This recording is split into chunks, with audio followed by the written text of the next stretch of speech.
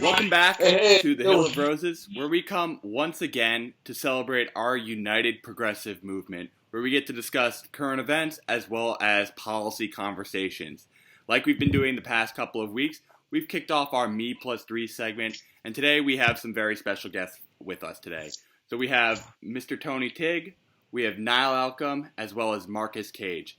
Hello, guys. I just want to give you all an opportunity to introduce yourself to the fans out there. Just let us know the name you want us to reference you by, what you do for a living, and where you're from. So I'll start with Tony. Tony, want to let the folks know out there a little bit about yourself? um. Let's see. Not really much to say. Regular guy. I like walks on the beach and no. So I'm just Tony Tigg. I guess you can call me a hip hop artist, an entertainer, what have you. I haven't really been super active in politics extremely long. I've always had an interest in it, but I think since 2016 is when I really kind of ramped that up. So now I'm just trying to just be as active as I can and use my music and my abilities to just reach the masses. Yeah, I gotta say, it's really cool seeing politics coming into form in the hip hop industry, and so Tony's been doing a really good job of showing that in a progressive front. So, Niall, do you want to introduce yourself to the folks out there? Oh, sure. Yeah. I think this is the California bunch here, the California Yeah, panel, 'cause we're all in California, right? yeah. Anyway, my name is Niall Elcom. I have a YouTube show called Niall Elcom versus the World. I've had two out of the three here on my show. I'm planning to have three of the three other guests at some point. And I talk politics, and I've pretty much been a Bernie guy since 2016. I'm also supportive of Tulsi Gabbard, and I want to see America be a better place, and by extension, the world be a better place. And so that's why this stuff matters to me. I'm a family man. I've got two kids, um, and regardless of my personal finances, I want them to live in a country that's good for everybody, because I think that's better for everybody, and that means progressive economic policies, as well as an environment that makes people less frustrated and angsty and upset, because then the demagogues can't divide us by race, religion, sexuality, and all the other kinds of things. Yeah, I gotta say, it was a really fun time coming on your show, Niall, now having been on twice, once with Marcus as well as once by myself. He does some really great content out there, so I highly recommend you go check out Niall as well. But Marcus, do you want to let the folks out there know a little bit more about yourself? I know it's not our first time Sure. chatting, but it's the first time the folks get to hear you here. Yeah, a little bit about me is I mostly grew up in Kansas City. I've done a lot of traveling and been all over the world. I'm former military. I consider myself more of a Renaissance man. I'm kind of into a little bit of everything, but I've always been into politics, especially since I was a kid. Have a very political family, and 2008 is when I actually got really motivated and got engaged. And I held President Obama to certain standards and expectations. And that was the first politician which I went out and feet on the pavement to actually try to really get behind the movement. And there were many things which I felt that he didn't accomplish. And so from that point on, I felt I had to spend more time being more active in politics instead of, focusing on a lot of my other hobbies and interests. Uh, so basically, what I've been doing lately is, besides some of my Twitter content, I've been working on articles that I've been writing on medium.com. I've just posted my first two articles. One just probably about an hour ago, and the other one on Thursday. Um, and I'm sure if you guys are interested, you can come check me out on my Twitter handle. We'll go into that later on. And guess that's about my story. Yeah, no, that's really cool, Marcus. It's really cool that you're also getting into the writing once again. I think that's something that I have kind of left off on the back burner for a bit in building out a website, but I really think that's important to really be able to expand in long form beyond just these video interviews, which some people don't have the time to do during their day. An article you can pick up and put down and pick it back up again. A video is a little bit harder. But Yeah. And unfortunately, I was gonna say sorry yeah, to interrupt. And I try to keep them all to short, quick articles, normally about 3 minutes, 5 minutes, so that it's something that you can go through real quick. Get that information, get my take, point of view, and then go on with your day. very cool. So, the reason I brought this group together for today's conversation is today's theme of conversation is about a healthy people and a healthy planet. Originally, we were all going to come together to be able to discuss the second round of debates, and one of the key themes that played out in that second round of debates was the theme of Medicare for All being a very pivotal topic during these debates. And so, I first wanted to know, do you think the topic was covered fairly during these debates? Tony, what do you think? Was the topic of Medicare for All handled fairly by both moderators and candidates on stage?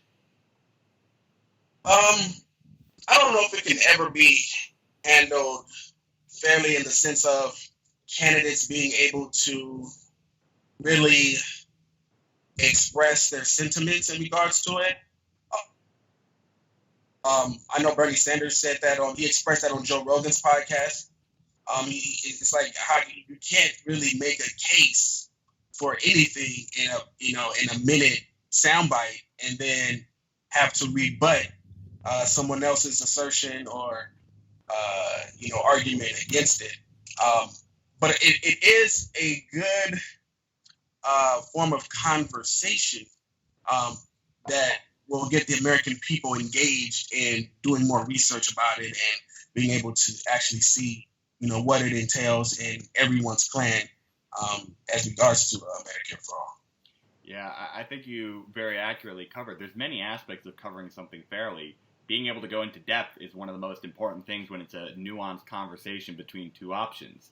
And I think that's kind of one of the struggles of this debate format. But I think there's also factors in play potentially, like the actual people running the event, as well as the other candidates on the stage. I'd be curious, Niall, do you think that the debate was handled fairly by the moderators on the topic of Medicare for All? No, absolutely not. By the way, Marcus, I didn't see that article on Thursday. You'll have to at me. So when you put one of those up, Okay. at me so I know, and I'll retweet it All for right. you because All right. I'll make sure you support get each other, and I want to read it. But yeah, the moderators on. I mean, of course they're not fair. MSNBC, like Bernie said, they're playing ads from pharma and insurance, like in between. I mean, it's absurd the conflict of interest, and we know what class of people these people come from. They all have double platinum, gold-plated, diamond insurance plans, so they don't care about the American people, and they don't want us to have a fair health system. They're living on this extreme aristocratic form of capitalism that's exploitive. So no, but did Bernie defend himself well? Did Tulsi defend herself well? Did Williamson talk about it to a certain extent? Okay, although she kind of stumbled on that. Yeah, I mean, MSNBC, they're getting clumsier and clumsier. So every time they try to be incredibly unfair and say, well, they frame the question as, well, we all know Medicare for All is bad and we can't afford it, and it's going to hurt our chances of getting elected somehow, even though it has 70% support. You know, but please respond, right? Every time they do that, people are like, okay, the media is against it, and I think that just helps the cause. But Bernie got in that there will be no out-of-pocket costs for deductibles, co-pays, or anything else once you have it, and we're going to get dental and vision, which is fantastic. So many people have their health degrade because they don't get dental care.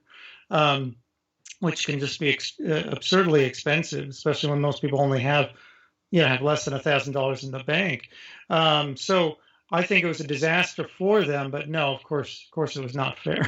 Yeah, I got to agree with you, and I think this was particularly evident even beyond Bernie Sanders being a defendant of it. When you had like Chris Matthews after the debate pressing Elizabeth Warren on it, on the fact of our taxes going up, and they would keep reiterating, rightfully so, costs are going to go down. But they want to just get their sound bites out, as they've been doing in showing all these advertisements during the debate. They have an angle that they're trying to push.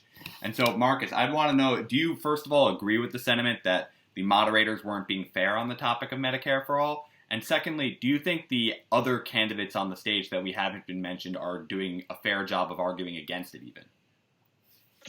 I have to say I completely agree with all three of your assessments so far, as far as how the moderators have been, the framing, the commercials on the breaks. I also feel like it's extremely disingenuous because these are multi-million dollar, billion-dollar corporations, in fact. They have reporters all over the world. And so this information that Bernie's talking about with the Medicare for All that Elizabeth Warren is, to an extent, talking about, they all know and understand these systems. And so for them to come out with the framing of the way they question, the way they form the question is completely disingenuous. And I feel now some of the other candidates, they possibly may not be as informed. So I could see where some who say they support it are waffling and trying to go with the winds. I can also see how some might be on the other side of it because it sounds so distant and foreign to them if they haven't studied the issues. But though I felt that Bernie did an excellent job explaining himself, the one issue I would take when I went back and looked at it a couple of times is that it comes across and makes perfect sense to those of us who are following the issues and paying attention. But to that average voter who's going to check in right before the primaries or the caucuses, he needs to be a little bit more clear on his messaging, a way to whip that out in a quick 30-second, minute exchange because he knows what they're going to do. Yeah, I could totally understand your point of kind of honing the message. I think he kind of is subjected to the framing in which the questions are put to him. So it's kind of hard for him to get back to the crystallization when he first has to bat away the framing of the question. Sure. And I think one of the clearest ways we can kind of see this bias was simply how much time John Delaney was given to speak during these debates. Because every time they would bring up John Delaney as some cudgel to go after Bernie or Warren on the stage. And so I'd be kind of curious to know, it sounds like we universally have some support for Medicare for All, but I'd be curious, because of the obfuscation on this issue, you have people like Kamala Harris who say, I'm for Medicare for All, but really it's a public option. I'd be curious to know where you all fall. Are you in the single payer camp, or are you in the public option camp? Tony, do you have thoughts on that matter? No, I mean, I guess that's more of a nuanced thing for me. I can see the benefits for either one. I guess getting to that part of the discussion will be a good thing. But for me, I just haven't really thought too much about the variation on the single payer versus the public option. So maybe one of you guys can kind of, I guess, give me what you would consider the pros and cons for each. Yeah, no problem. I'll first let Niall touch on that subject first before I go into my yeah, so on the public option versus single payer, I'm 100% single payer. I mean, there's a lot of things that it's not left enough for me, or it doesn't go far enough for me, that aren't even on the table right now that I would suggest. But if you're going to leave these, I mean, this is health insurance, right? And the best insurer in the world is the United States government, right? So there's no reason to let private predatory corporations run insurance. All they're going to do every single time is use your premium money to fund campaigns to make your coverage worse, to get private insurance back. And they're going to lower the amount of payments that go out. and reduce the quality of care. So it's all about lowering costs, raising premiums, and then you're going to be making some guy who shuffles paper around really rich. These aren't the providers. These are the insurers. The providers are your doctors, your hospitals, your home health company, or whatever it happens to be. The way you interface, your dentist, right, your optometrist, and it's just an open and shut, easy, like single payer.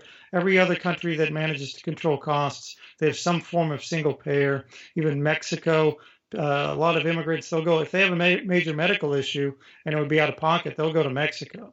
They might not even rely on Medicaid because they know it's kind of a second tier health insurance, and they might not get the treatment they need. They'll keep getting the runaround, or they don't have an address or whatever that they feel nervous about using their services. So yeah, even Mexico has a framework that's better than ours, which is just absurd, right? But I mean, I would go beyond and say we should be encouraging all of the different providers to be unionized and worker run and cooperative. Most doctors are not a part of the American Medical Association, which has the right-wing views. It's only like a quarter of doctors now. If you talk to a lot of doctors, they know how messed up the system is, and they really just want to help people too. So I don't think there's any good argument for it. Do you like your car insurance company that gouges you? No. Do you like your house insurance company or your home insurance company? No. Nobody likes their insurance for anything because these people are leeches and vampires, and they don't care about you. So that's my take. Just get rid of them all. I mean, you want go-go girl nurses and what go-go guy nurses. Okay, maybe you can pay for a special insurance to have people in bikinis give you your medical care. I don't care. If you want to do that, fine. If you want to have a special insurance, but for 99.9% of us, I think just get rid of them. Yeah, I mean, I got to agree. I fall in the single payer camp, but to kind of give both sides of the conversation so like Tony can understand the pros and cons, a large reason that's given for the public option choice is simply the Medicare reimbursement rates for hospitals. A lot of hospitals need to actually incur the cost differential and payout, so Medicare tends to pay out a little bit less. And furthermore, you have all these people within the actual health insurance industry who work jobs there that would be out of a job. I tend to say that the overwhelming factors that Niall kind of laid out in single payer tend to override that and bring down the cost for everyone involved. But there are reasons why they're in that camp. I just don't think they're as good reasons. And so I'd be curious, Marcus, where do you kind of fall on that balance? Do you think we should be having a single payer model, or should we be having a public option? I'm definitely in the camp of single payer. The way I've kind of looked at it, especially even looking from the different systems to where Germany has private, but it's subsidized by the government, so it's de facto the same as a single payer. I look at it like this, that the insurance companies are basically a middleman. And so when I watch Delaney on the stage arguing for insurance companies, to me, that's like watching somebody argue to keep their bookie involved. I just don't see a reason for them. I look at them as only a leech in the process, because think about it. Say you pay for insurance 10 years straight, you never have anything wrong with you. Do you get a refund for any of that ever? No. Say you say, you know what? I try not to go for every little cold, every little sickness, every little time that one of my kids, nieces, nephews falls and hurts himself. So I'm trying to save you guys money by not overusing the coverage. And then what happens when you have something major come up? You have to fight with them anyway. And then on top of it, when I hear, oh, well, how are you going to pay for it? And the taxes are going to be high and all that, 50%, 60% taxes. And I ask people, I say, well, think about how much taxes are most of us paying already? Paying 28, 30%. You start factoring in all the different sales taxes, property taxes. Then you factor in your insurance costs as far as your premiums. And then you factor in that deductible also. And then you start looking at how all these other costs start stacking up against that 55, 60% tax, and you're right there, but you're getting less coverage and you're having to fight about it. Yeah, I think you as well as now made great points on this. I think you, Marcus, made the great point about the simple fact that in our current market, people are disincentivized from actually trying to receive their treatment that they are paying insurance into because they're still having all of these out-of-pocket expenses due to deductibles as well as copays. And so we are actually preventing a preventable health situation. And so these health crises just escalate into things that need emergency room treatment and more costly procedures in the long run. And I think Niall made the great point of saying how these private insurers, they still have to spend money on advertising. These insurers still have to spend money on lobbying to keep them out of power. They're not putting all this money back into actually providing health care. And if you think about it, in a profit-based system, if you're a health insurer, the only way you make a profit is if you provide less healthcare coverage than you're receiving money, meaning you are just a middleman being a leech in the system. And so that's why I kind of fall in this single payer model, but it kind of comes into this play of having a transitionary period because there are factors in play of a very established insurance industry. And I'd be kind of curious, Tony, like hearing through these thoughts, where does that kind of make you lean on the subject of single payer versus public option? Well, yeah, no, I mean, yeah, most definitely. It makes perfect sense. It kind of did already. I was kind of playing devil's advocate because I always like to make sure that everyone who's listening can hear, because most people don't know. I do know one of the things that, you can correct me if I'm wrong, is that if there is private insurance, it be used as supplemental insurance, right? For, yes, definitely. Yeah, stuff that typically you wouldn't need, regular insurance for. So, it clearly makes sense. One of the things that I think Bernie did in one of his videos recently, and I think what needs to be done more mainstream by the progressive left is that we need to start making the mainstream people, the people, know that if Medicare for all is such a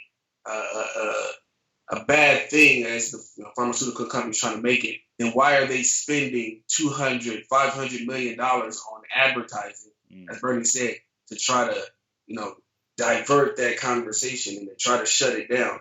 If people can see that this amount of money is being put into advertising and it just to dilute their minds, then maybe they'll start listening a little bit more. Because I think anybody for anything, if you figure someone's paying this amount of money to drive this point home, there's a reason for it, And I think that is something that tends to go, unchecked a lot of the times.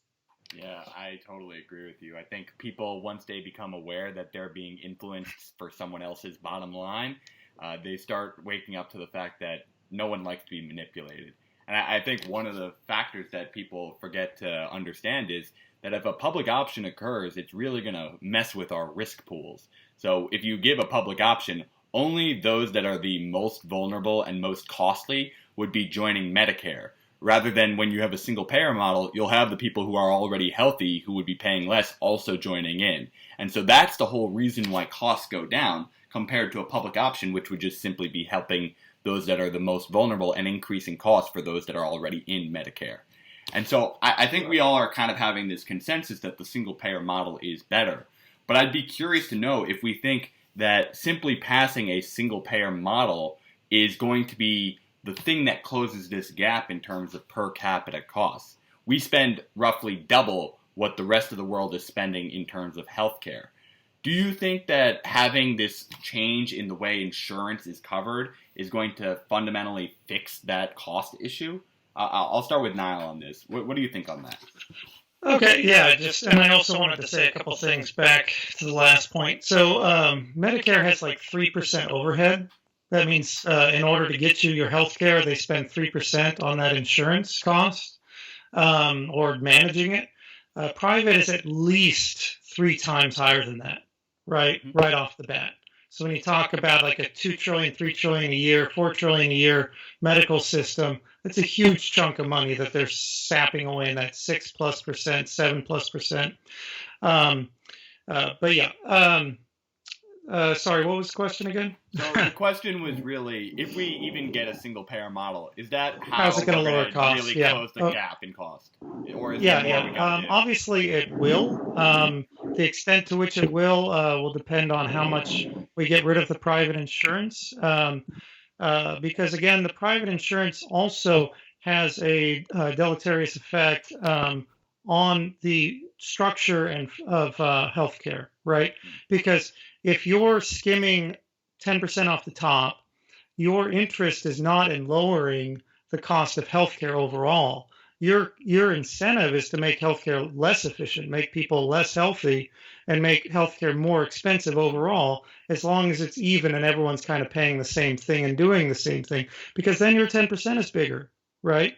So those health insurance companies aren't going to come out and say, here are all the reasons why you should almost never eat fast food. Here are all the reasons why getting some sun without sunblock is critical to vitamin D, antimicrobial peptides, blood pressure regulating, production of nitrous oxide in your blood, all kinds of things. And so they're not going to come out and say, look, these are the things that you can do in your own life to make you healthy, and these are the companies you shouldn't be trusting with the way they're poisoning your body, because when healthcare costs get reduced, their percentage is reduced, right?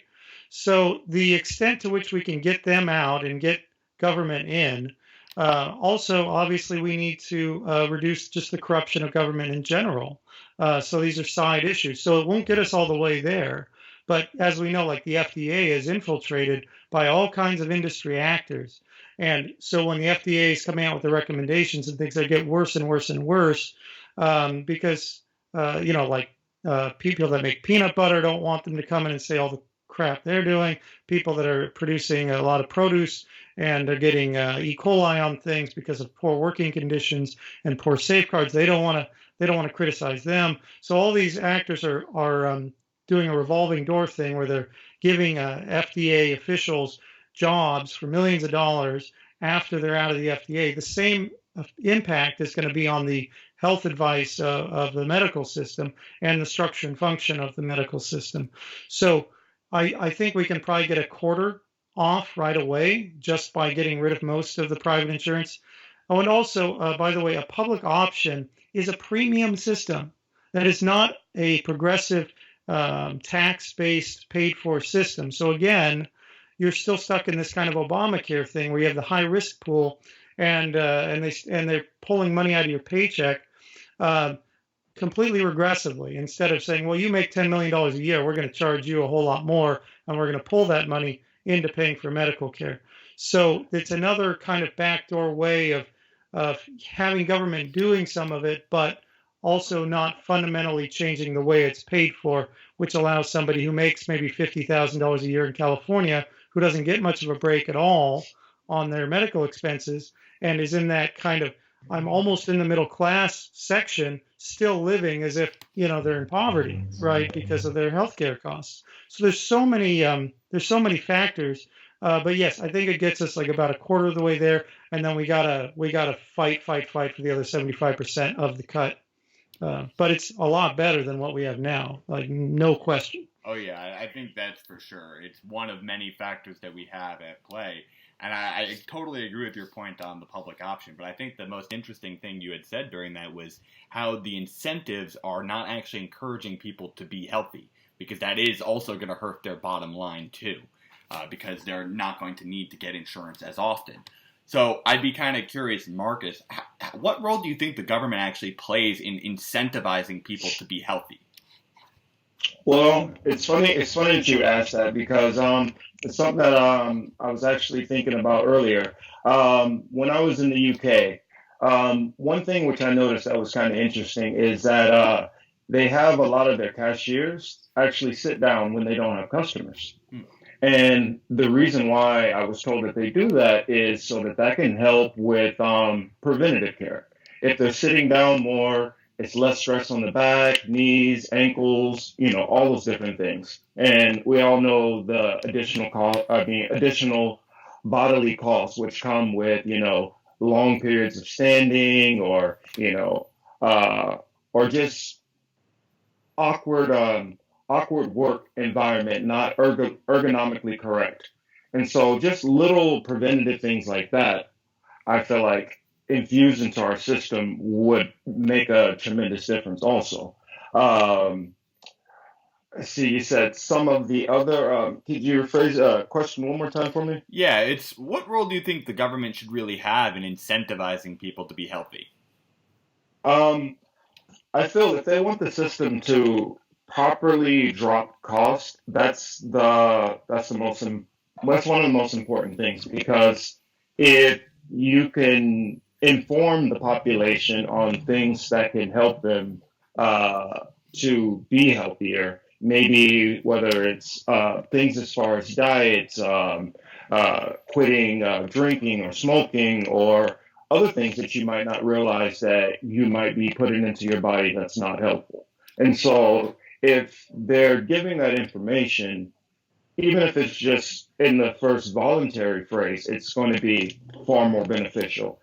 If they're actually starting to implement preventative policies where they have at certain ages where they just have you come in for certain checkups because they know that certain ages you're going to be predisposed to certain illnesses or sicknesses. Start doing those checkups earlier instead of somebody walking into the hospital, even if we have the care and they're not feeling any symptoms, and then they walk into the hospital, they're stage 3, stage 4 cancer. So some of the preventative, I feel, is very important for the government to do in order for the system to be able to reach, its full potential. Because implementing the system itself will improve things, but if we still have a ton of people going to the hospital all the time because they're still sick and they're not getting any healthier, and as we know how the food is here in America, all the fast food and just how terrible we eat in general, all of that's going to lead to diabetes, overweight, all kind of other conditions. So if the government's not proactive on trying to curb some of our negative habits or at least inform us so that we can make better choices, it's not going to be, as effective of a system. Yeah, I think one of the great points that both you and Mal have really been bringing up is how healthcare is really something that takes intersectionality into account, whether it be labor rights or agriculture or these other factors in play. But I'd be kind of curious to what extent the government should influence. So we've had examples like in the past, like here in New York City, we used to have Bloomberg as our mayor, and he imposed a tax on large sodas as a way to try and make the population healthier. So I'd be curious to know where that line between informing the public versus trying to dictate behaviors really comes into play for the government. Tony, what do you think on that type of topic? Oh man, so for me, it's always one of those conversations I have, with myself and even with my best friend about, because having grown up, in the hood, and then having also lived in, pretty, on the cusp of well-off areas. I was in the poor of the nice areas, but having seen that,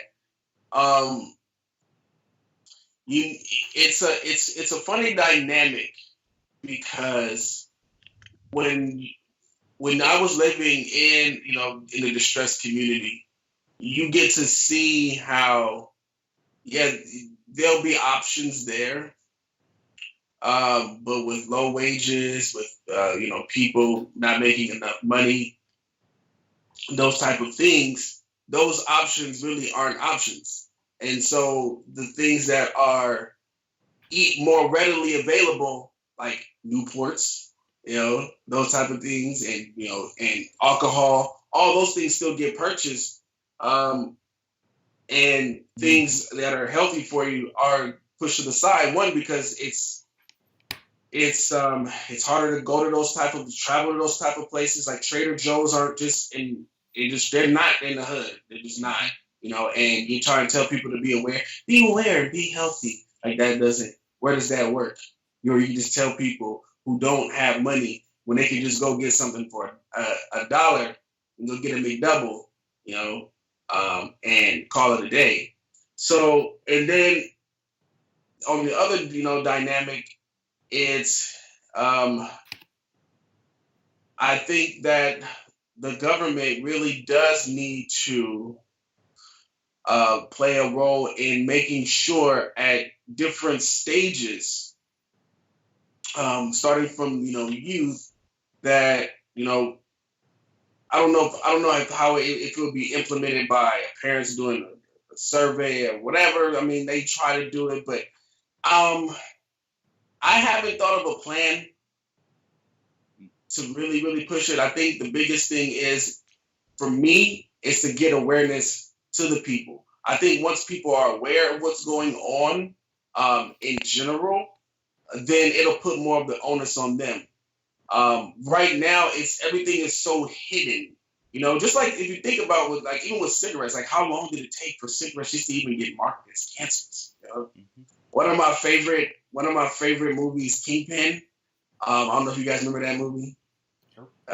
Woody Harrelson. One of my favorite lines is Woody Harrelson's in the car and he's smoking, and Randy Quaid tells him, and he says, "Hey, Mr. Munson, you shouldn't smoke because it's not good for you. To kill you."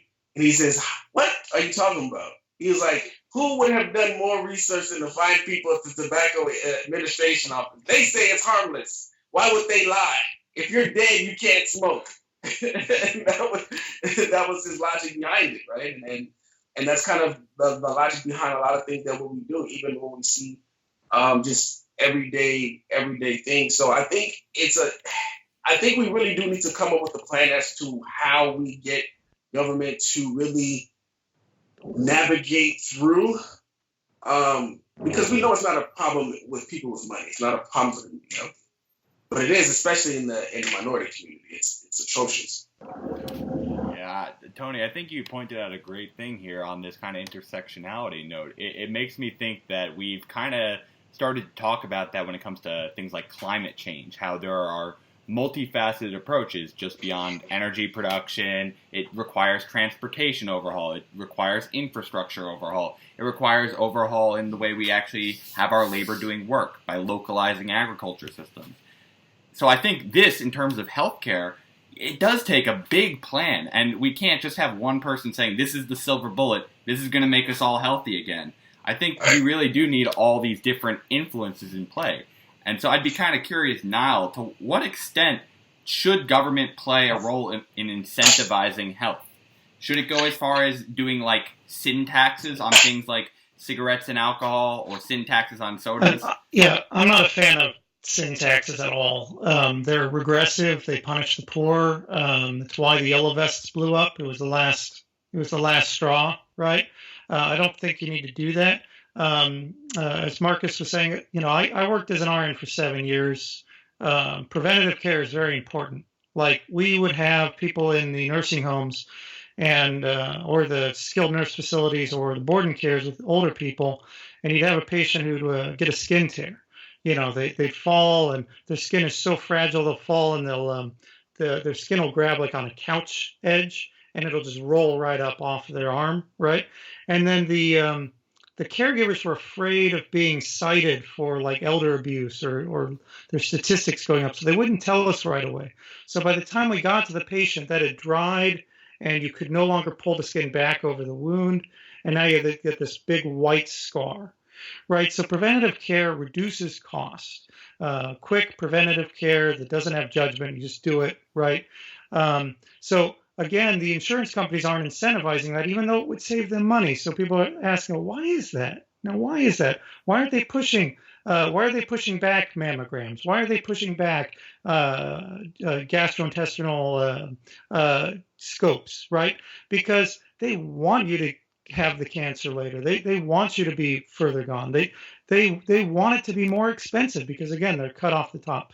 But as far as government incentivizing health, I think the discussing food deserts in urban areas is super important. I think the government, instead of sin taxes, and by the way, when the government told everyone to cut saturated fat out of their diets back in the 70s, people did it, right? They did it. They did exactly what the government asked them to do without any sin taxes, right? And guess what? They became really unhealthy because they replaced it with things like, I can't believe it's not butter, right? And canola oil, which is just garbage, right? It's an industrial product. Um, so you don't need to do these things to get people to change their mind. But in food deserts, we can subsidize bringing healthy food into all communities, right? You can have restaurants, like it would be basically like a delivery food and fast food place, except it would be all organic food, and you have good cooks to make it taste good.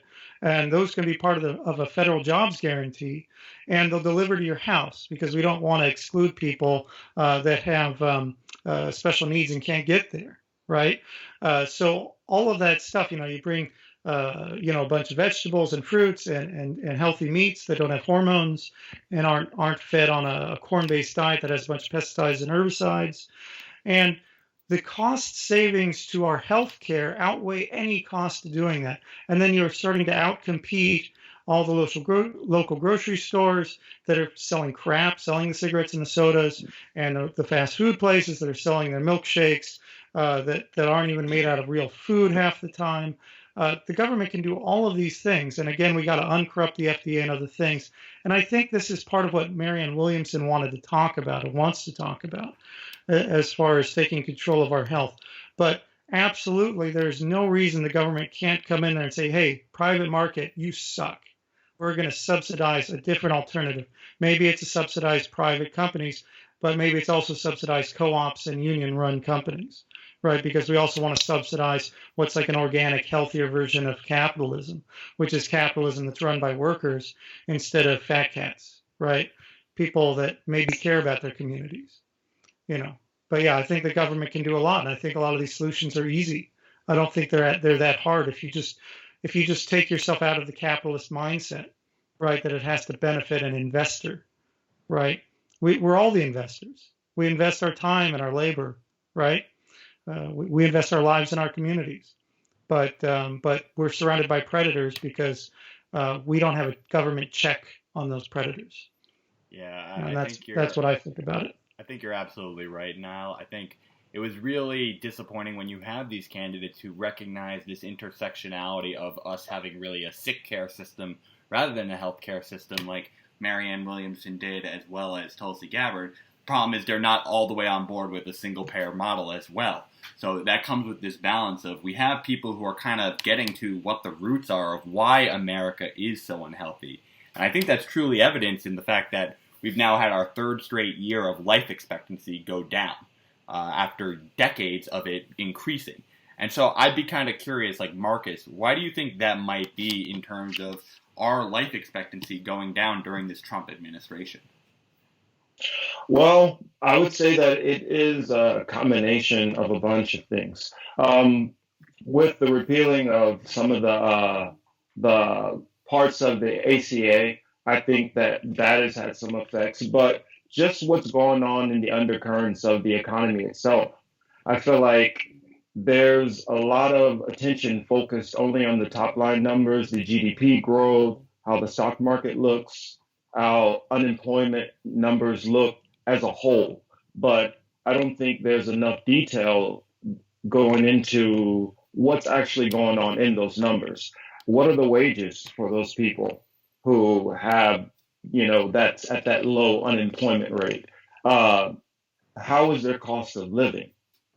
If a person is going to work every single day, killing themselves, they come home, they have a family, they're trying to work hard, and they just have all this stress that's on them all the time. Most of these people are going to try to find ways out. And a lot of times that's drugs, alcohol, reckless behavior. And I feel those attempts to escape, all of those things are leading to the decline. You look at the recent mass shootings that we have, the mental health that's going on, the rage that's going on in this country. And I feel all of these things are all what they call deaths of despair. That we have so much upset and so much frustration going on in this country. And some of us understand maybe what's going on a little, some of us know exactly what's going on, but everybody, as what I see as a whole, knows there's a problem. And I feel just enough people just feel that there's nothing they can do about it. And that's what I feel is leading to this continual decline. Yeah, I 100% agree, and I think the reasons you spotted are correct to the T. The CDC, when they were mentioning this decline in 3 years, they cited three main factors: the increase in opioid use, the increase in liver disease, and the increase in suicide. And I think these all play into these intersectional factors of the economy not working for a lot of these folks and leaving them out, and so they turn to these other means to cope. And so I think we all agree that there are these factors that individuals need to take into account to live a healthier life, and us as a government to incentivize it.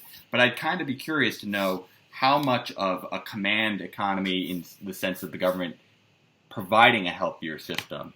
And so one of the mentions is on the drug factor. We've had an opioid epidemic, and so I'd be curious to know what role the government should play in actually manufacturing drugs and combating these high drug prices. And so I'd be curious, I'll turn this to Tony first. Do you think the government should manufacture drugs? Should the government, man? That's a good question. I think right now, I mean, so how I look at it is people who are in these desperate situations and reaching out and looking for alternative methods to get what they need are going to do so anyway, and then it's going to end up costing more out of pocket on our end anyway to have them do that. So so why not have that production be manufactured here? I mean, because I think I think anyone who knows someone who isn't able to handle a sort of, situation of whatever they're dealing with, then if that drug isn't readily available there, then, they find other means, and those other means can lead to just widespread devastation across the board. So I definitely think it's a good conversation to be had, especially when it comes to the mental health side of things. I think that gets overlooked a lot. I think a lot of times it is easier, even with some of these pharmaceutical companies now, to just want to throw drugs at everything instead of being able to really look at the mental aspect of things, which is, I think, sometimes where the mass shooters can be coming from.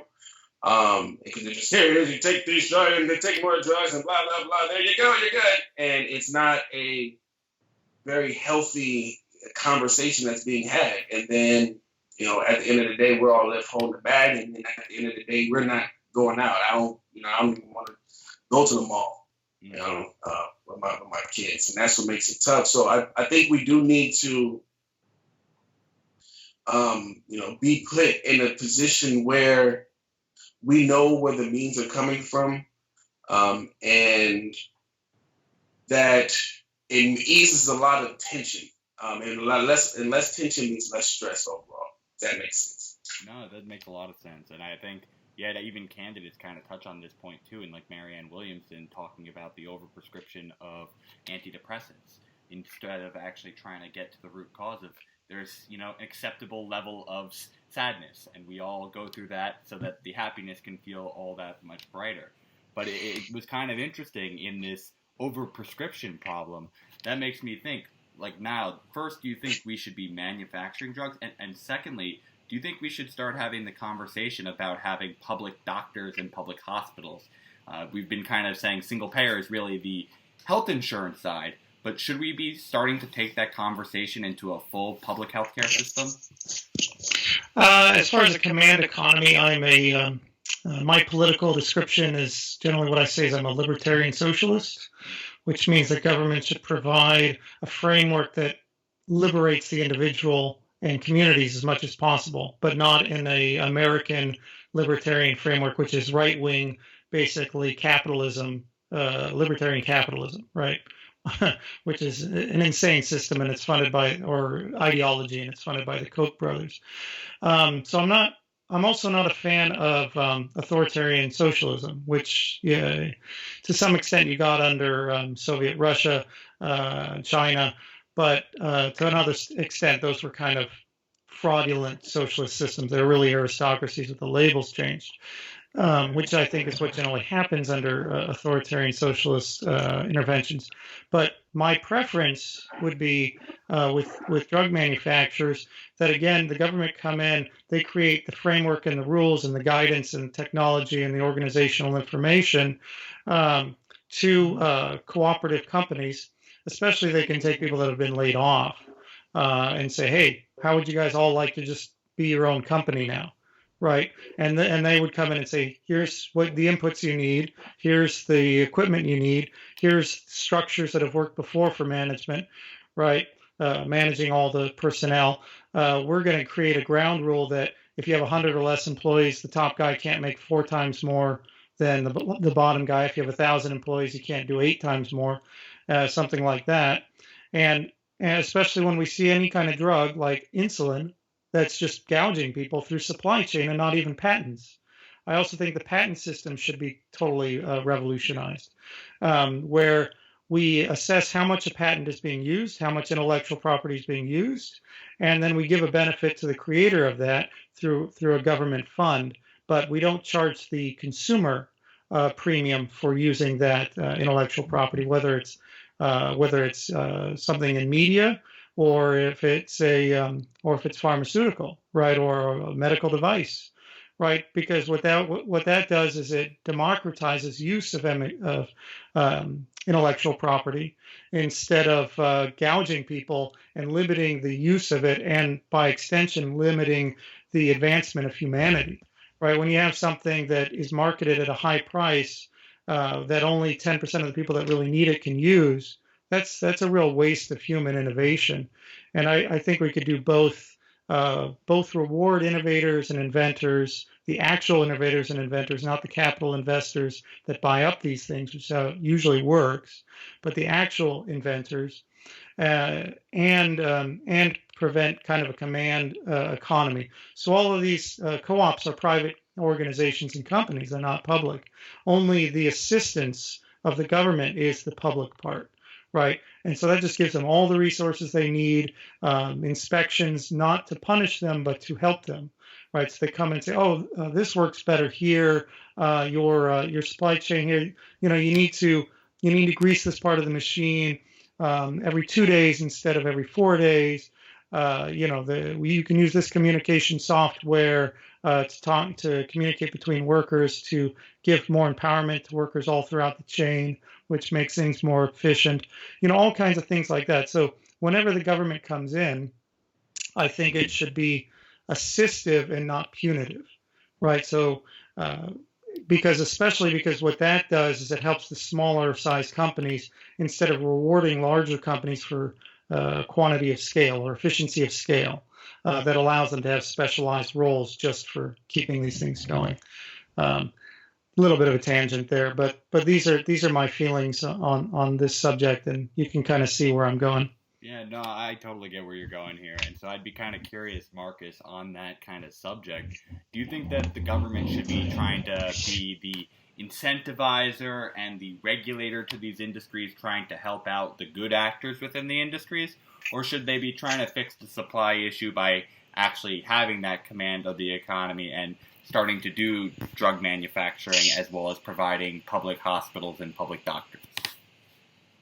Well, on that front, that's where I kind of a little bit differ from Niall on this, because as Bernie calls himself a democratic socialist, he's really more of a social democrat.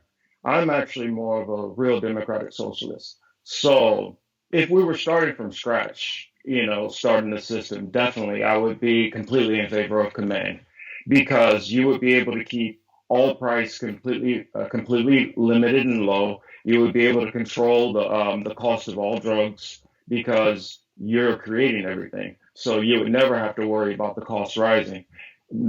Healthcare would never be even an issue that you would think about.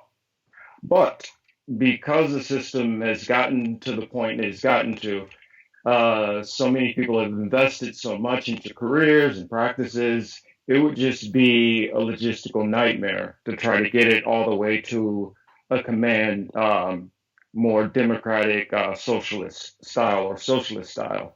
Um, but being in the military, the system that most of the doctors are under is basically a flat out socialist system. We're getting all our drugs, all our materials, all the supplies, all directly from the government. All the doctors across the board all make the exact same amount. And so my goal would be to try to work towards a system where we start to kind of flatten down more of these. I wouldn't say flatten down the wages. I'd say kind of get them more in line so you don't have one doctor over here where it's 500,000 dealing with this doctor versus 1 million to this other one. And try to just bring some of these costs down and make it a little bit more even across the board. Where of course there's going to be some disparity, but it shouldn't be where you feel like you're getting gouged if you're not reading 1,000 pages of information. But as far as the on the drug side, um, the fact that a lot of our tax dollars go to these pharmaceutical companies and then they take this money and then reinvest it and make the drugs and then sell it back to us for, 50 times the price. In essence, we kind of already are making the drugs. So I think we should just go ahead and take ownership of that. And then that knocks the whole pricing issues out of the way as far as the medicine itself. Yeah, I think that makes a lot of sense to me. I think we do need that competition aspect when we were talking about drugs, especially when the recent cases of insulin, as Bernie kind of went up to Canada taking people. You see, we were the ones that bought the patents. It was sold for $1. It's being manufactured now for $6. And because there's no competition in the market, because they own the intellectual property outright, they get to charge $300 per vial. And so that, to me, seems like a crazy system that needs to say, hey, we are the ones that fund so much of your research that allows you to make these. We should either be benefiting it where you're selling it to us directly, or if you're not willing to do that, okay, we're going to make a generic drug to compete with you so that you can get actual competition in your market. And so I think we kind of understand that there are a certain amount of resources that we can get and spend across the board, which is why it has all this infrastructure already in place and why the right-wing framing on the question is, look at how much this is going to cost. And so I'd be curious to know, what should the actual treatments that are being provided be? We've kind of discussed it being a primary care system and an emergency care system. But do we think it needs to go beyond that with things like we've been talking about, like mental health, and further on, like dental care and so on? What extent should a single-payer model go? So I'll start with Tony on this. What should a government-run healthcare program provide? I think pretty much basically what I said earlier. I think mental health for sure. I think a lot of different. If there's an alternative for something, that should definitely take precedent, in my opinion. And I'll give an example. So, for a lot of people who want to stop smoking, for example, there's you can go to the doctor to do that, and take Nicorette and blah blah blah. But there's also a mental aspect as well. That is not. I know it wasn't. It was never offered to me by my doctor, but it was an aspect of kind of deprogramming because I used to smoke, both black and mild. But deprogramming the thought process that goes into uh, smoking. But that was something I had to do on my own. It wasn't like an option that was given to me by my doctor. My doctor was just more like, oh, look, here's a piece of paper here that says why you shouldn't do smoking because it's bad for you and you'll die eventually. Oh, yeah, I didn't know that. Had I known that, I would have stopped a long time ago. So I think for certain things, I think that needs to be options for doctors to present. Because what that does, it helps prevent additional costs for consumers. Because if you're relying on necessarily a drug that they're giving you just so you can stop taking it, and then knowing that you need it again just so they can suck more money out of you, and making sure that you're offering it, then we're kind of back at square one. So I think those type of things need to be explored as options, so that way it serves more as a great way to deter a lot of predatory pharmaceutical companies out there. Yeah, I think that makes a lot of sense that we have to actually get to the mental health side of addiction too. And so I'd be kind of curious now, as someone who is advocating for a single payer solution, what do you think should be left to just being supplemental, and what should just be covered under that plan? Yeah, for me, the only thing, and I will say on command economy stuff, short term, I completely support it. I just think it should be transitioned. And by the way, FDR did put price controls in during the Great Depression. So even within America, we've done these kind of things where we say, no, you can't charge more than this.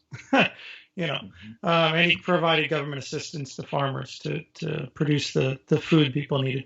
But yeah, so basically the only thing I think should be supplemental is things like plastic surgery to augment your appearance, not correct an obvious defect. If it's an obvious defect, you got a cleft lip, or your nose is way askew, that should just be covered, right? It's like, okay, yeah, you need oral surgery because your teeth are all messed up. Yeah, that's going to be covered. But you want diamonds in your teeth? Okay, that's supplemental, right?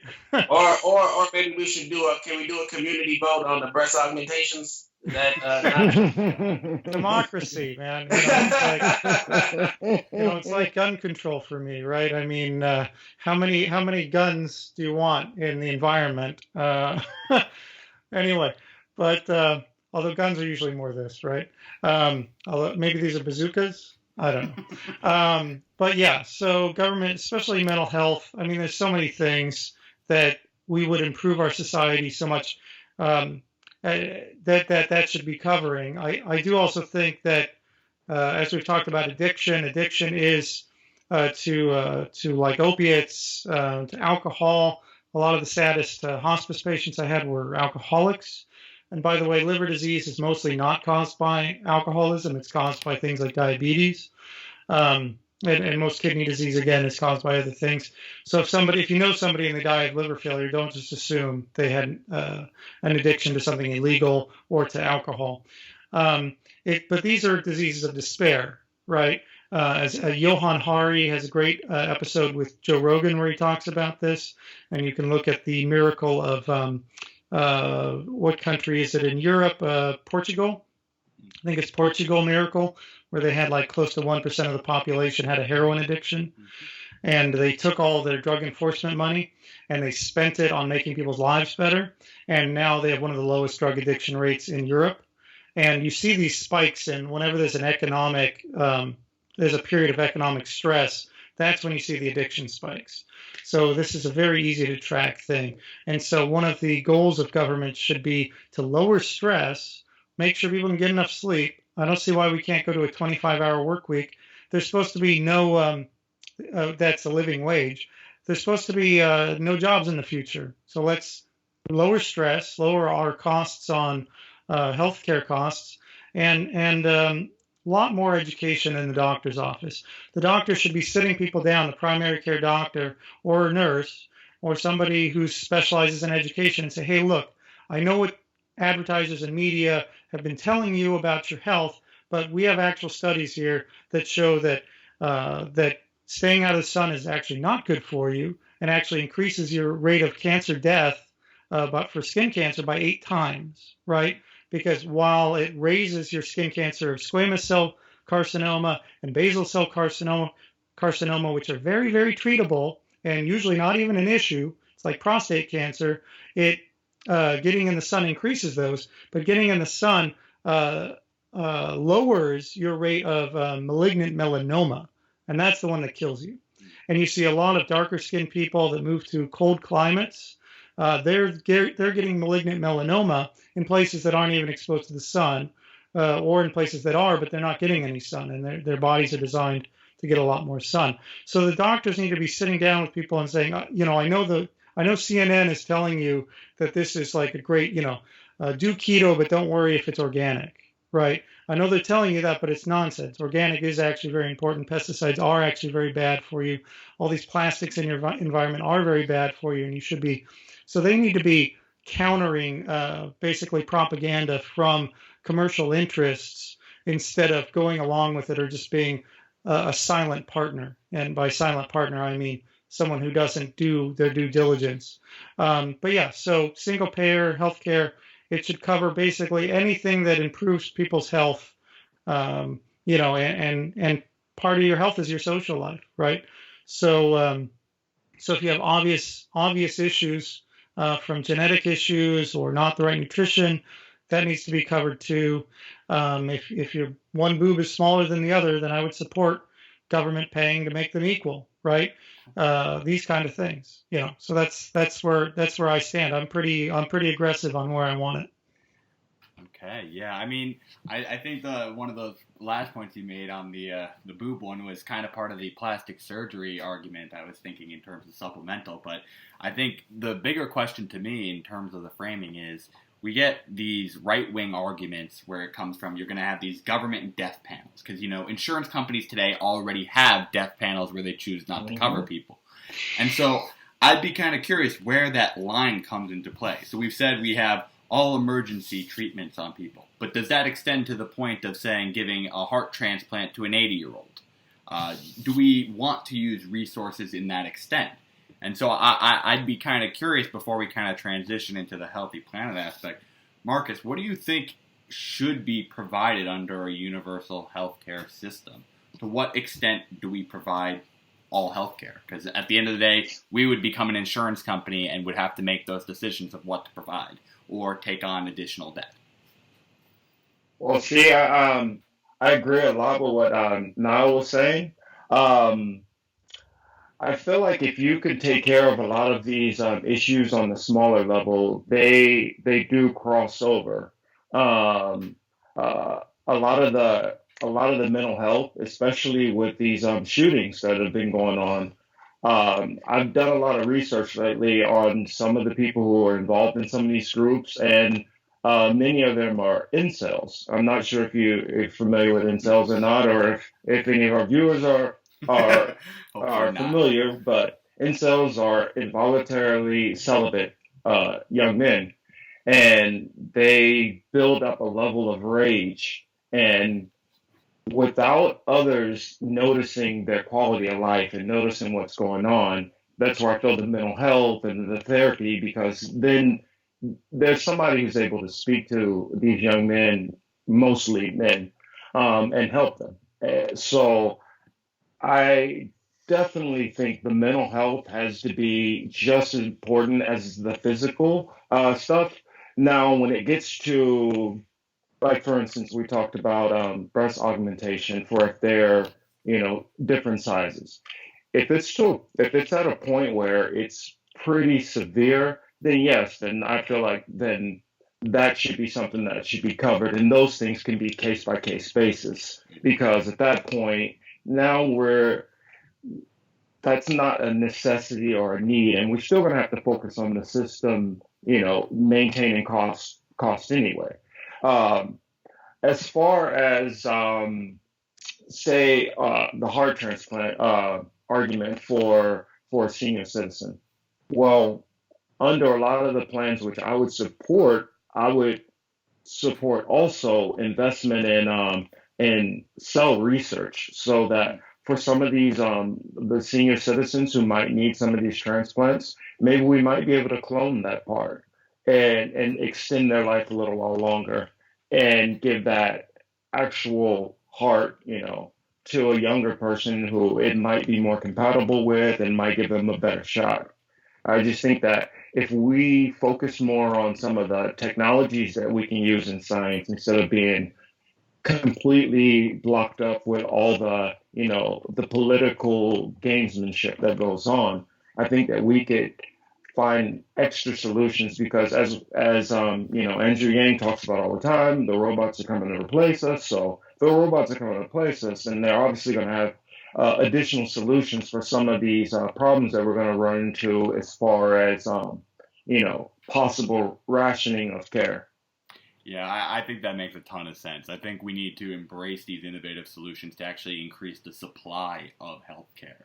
But I think also we're not the only species dealing with these health problems. We've seen that this, as in our whole conversation, intersectionality in the aspect of health is extremely important.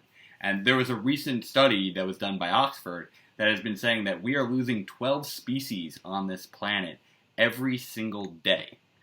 And so I'd be kind of curious. I'll start with Tony on this one. Do you think that there is a link between animal extinction and our own health?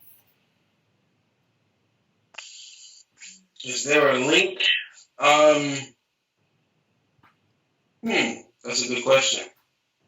I wouldn't doubt that there is. It just seems like it just makes sense. I don't have a long out answer for that. I just think that there is. It just seems like it would make sense on a lot of levels. Except for turtles. I don't know. I think turtles are always the exception to the rule. That's my answer. Yeah. I mean, hey, more turtle deaths mean more depression, right? And thus more, causes for ourselves. But I'd be kind of curious now, what do you think on that notion? Do you think there is an interconnection between animal health and our own health? Well, animal health relates very strongly to the health of plants as well, right? So, and the amount of animal mass on the planet is a carbon sequester, but also it fertilizes. Animals go around and fertilize and pollinate, and do all kinds of other things. They spread carbon and complex trace minerals and other things all around. Whenever they die, they decompose. And an area that's had a lot of animals decompose is very fertile, and an area where a lot of animals poop and pee is very fertile, which is one of the reasons we had the Dust Bowl after we went through and wiped out the bison. Partially because of the exploitation of the bison for their furs, a very short-sighted but very logical action if you're a capitalist, right? To just wipe out a species because you can make a short-term profit because that's all they care about. But there's so many ways that our natural environment is critical to our health, because every time the oxygen producing amount of plants out there, again, because animals aren't there as part of the food matrix or the environmental matrix. Every time that happens, there's less oxygen on the planet, and there's more CO2, and there's less processing in the environment. There's a lot of plants and fungus and microbes that rely on this system. They can process radiation. They can, or they can sequester radiation. A lot of, like in Chernobyl, a lot of the radiation is sequestered by the plants that grow around it. And plants are necessary. You can't have very healthy plant environments outside maybe the redwood tree forests, which kill all the other plants because they're evil, but they're also good for carbon sequestration. You can't have a good environmental system if the animals are dying. But I mean, this goes back to the problem of capitalism. Capitalism, every company is its own thing, its own unit, and all it cares about is what profits come in and what costs this has to pay, right, to go out. They don't care about what the society the larger society around them has to pay. Those are externalities. They don't care if they're causing the end of the world. They actually can't even consider if they're causing the end of the world, which is what Noam Chomsky says. If you listen to him, he'll describe it very well. And that's why the modern corporation is the most evil and destructive thing on the planet. And that's why the Republican Party is the most dangerous organization in the planet's history, because they take all this fossil fuel money and they're actively preventing America from doing anything about climate change. In fact, they have their foot on the gas and they're speeding us towards extinction. And loss of animal life is a part of this. So I think there's a lot of ways we can support environments. We should make sure there's bridges under all the freeways for animals to go through. People should not be able to just fence off all their land. People should not be able to just spray herbicides and pesticides everywhere that destroy areas and impact animal life. And so like things like Silent Spring, you can look up. There's a great historical writing about that. But it's all interrelated, and I'm not a kumbaya person. I look at this stuff rationally, but rationally, we're killing ourselves, and we need the earth and we need animals. I'm not a vegetarian. I'm not a vegan. I don't have that incentive. But there's a whole lot we can do to help support animal life and the environment, and it's critical to our survival. So yeah, absolutely, 100%.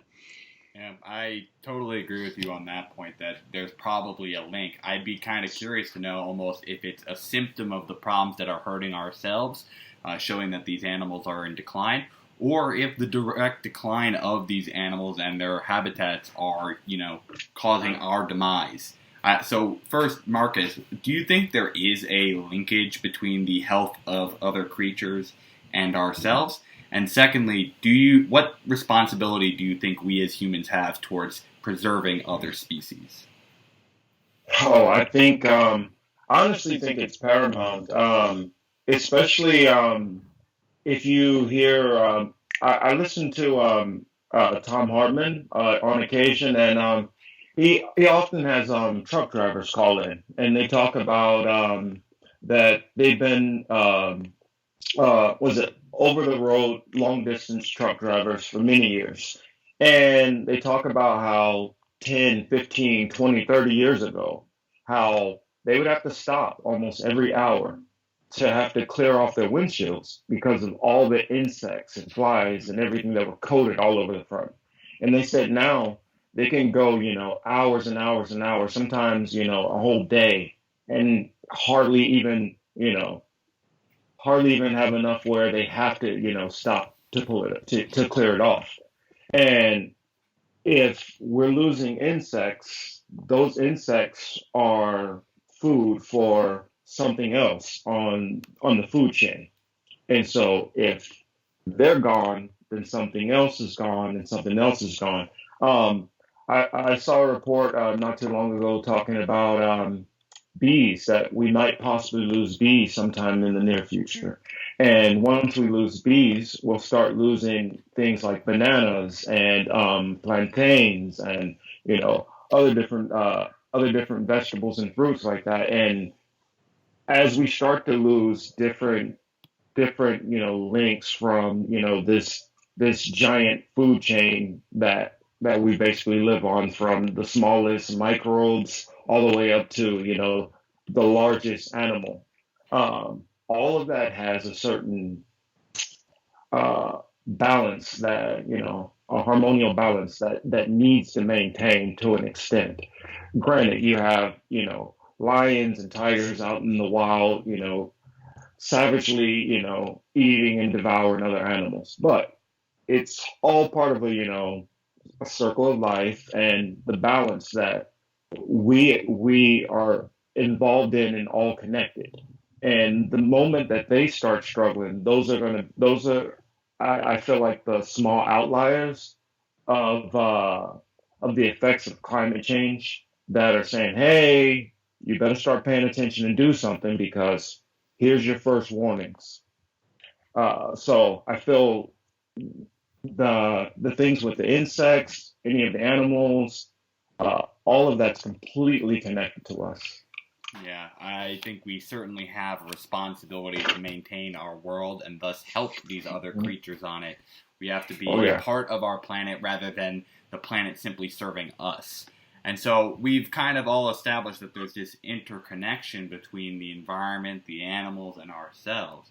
And so I just want to kind of open it up broadly. What do you think that can be actually done to assist in these efforts to create a healthier environment, ecosystems, and food chain? I'll start with Tony on this. What do you think can be done just to help the general environment and ecosystem?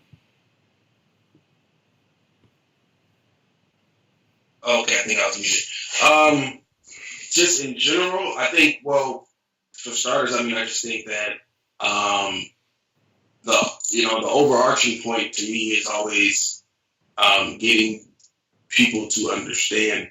I think there's always solutions as to what we can do tactically, but until people, I mean, we're still debating with the right whether or not climate change is actually a real thing. So I think once we get to the point where we can really articulate the point that, yeah, there's some stuff that, needs to go down and needs to happen, and get sensible people to actually consider those things, then we can, move forward, I think, in an aggressive manner. I think right now, because I having gone to college in Oklahoma and being in the Bible Belt, you get to see that there's not many people who think about these type of issues or can even care less. So I think that is very important, and I think it's something that we tend to take for granted as to, yeah, well, if we could just do this and this and this and it'll be fine. But just to even have the conversation is so hard sometimes, and I think that we really need to locally, at the local level, this is often overlooked, is to make sure that we are promoting candidates that are bringing these issues up and that are letting the community know. Because, like I said, having grown up in these are conversations that we never had ever. So I think that's, to me, how you even get that conversation started when it comes to that, for sure. Yeah. So I'd be kind of curious. Do you think that education needs to come from within the education system? Is it more political education? What type of education do you think needs to be delivered to have this conversation? Right. I think. I definitely think it should come from the education. I mean, we in public school. I mean, we learn volleyball. We learn a lot of things that are nonsensical, or they're just kind of broad-based things of what to do, what not to do. I still see the dare to keep kids off drugs, sticking fucking around. So I think it really does need to be put on the Department of Education, which of course we're not going to get it now with Betsy what's her name in there, but it's important. I mean, it really is. The good thing I will say now is that we have a younger generation that, with social media being the gift and the curse, is more cognizant of certain things that they do need to know. But still, when it comes to inner cities and poor people, that's not a conversation that tends to be had, because at the end of the day, they don't care. They don't care about what they know, and I think that it'll change once we have a new administration. Yeah, I totally agree. We do need to pick up the education levels. But I'd be curious now, would that be your top priority towards trying to help these environments and ecosystems? Is it an educational issue, or do you see something else that needs to be changed first? Only education as far as the political will goes and political campaigns. I think part of the reason that people in urban areas, a lot of them, although there's always a strong, like, vegan vegetarian that has a strong focus on it, strain, which is a good side of that. I don't want to offend anybody on that, but um, but one of the reasons is it's so ineffectual. So I used to go to, and sometimes I still do, go to a Unitarian Universalist church, right? Which is a church that's a kind of a combination of a lot of different faiths and people who don't even have faith, but it has kind of a standard Christian structure and it's humanist based. And they would have these sessions where you would calculate your personal carbon footprint. So, and I always said they were basically taking like a personal sin from Christianity and making it your personal carbon sin, right? But what we know is that these are large scale problems. This isn't so much what individuals do because, and especially individuals like in urban areas, right? Are they just going to like not buy things that have bad packaging? Are they going to not?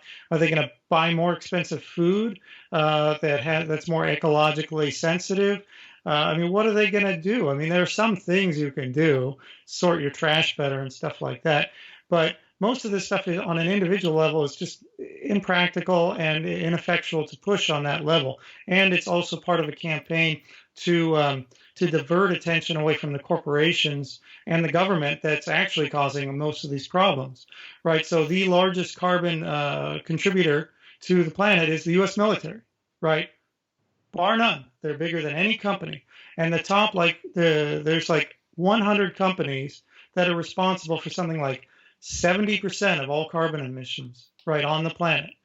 And again, what are you going to do? You're not going to buy sneakers because they come in a plastic box because they got packing foam in them? No, I mean, you're going to live your life. So these things need top tier solutions. And so my intervention would be, again, government, federal jobs guarantee, create cooperative and union run companies, and or direct command economy. Start putting people on horses, start creating goat herders, have them go out in the land. Now they're fertilizing and watering the land. That sequesters a ton more carbon. We can bring the grasslands of America back. We can shrink the deserts. They can be going around as they're doing that and planting, right? Instead of just having drones doing that. And so it's going back old school. But these are rewarding, fulfilling jobs people would like to have, and you can pay people well to do it.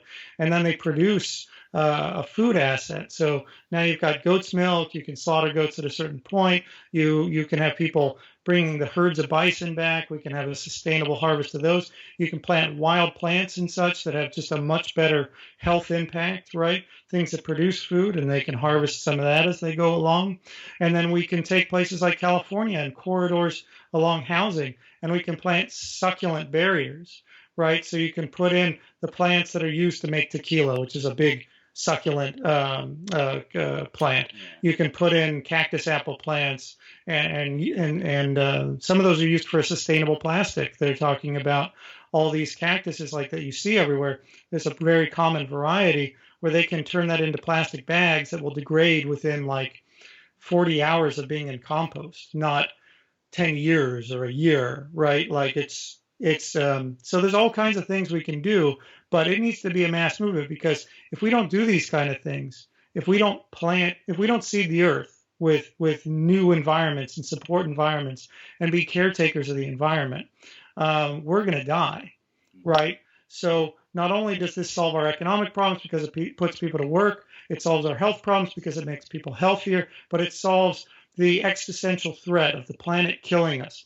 A lot of people don't know that when plants first evolved, or the first organisms evolved to photosynthesize and use CO2 as part of that process to create oxygen, they poisoned themselves to the point where they killed themselves.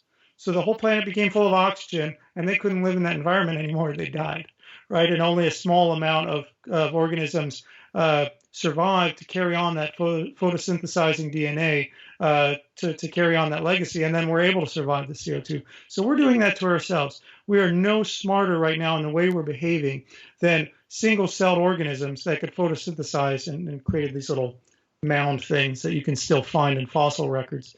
So, I mean, how does that make you feel about humanity, that we're just as stupid as something that has no nervous tissue?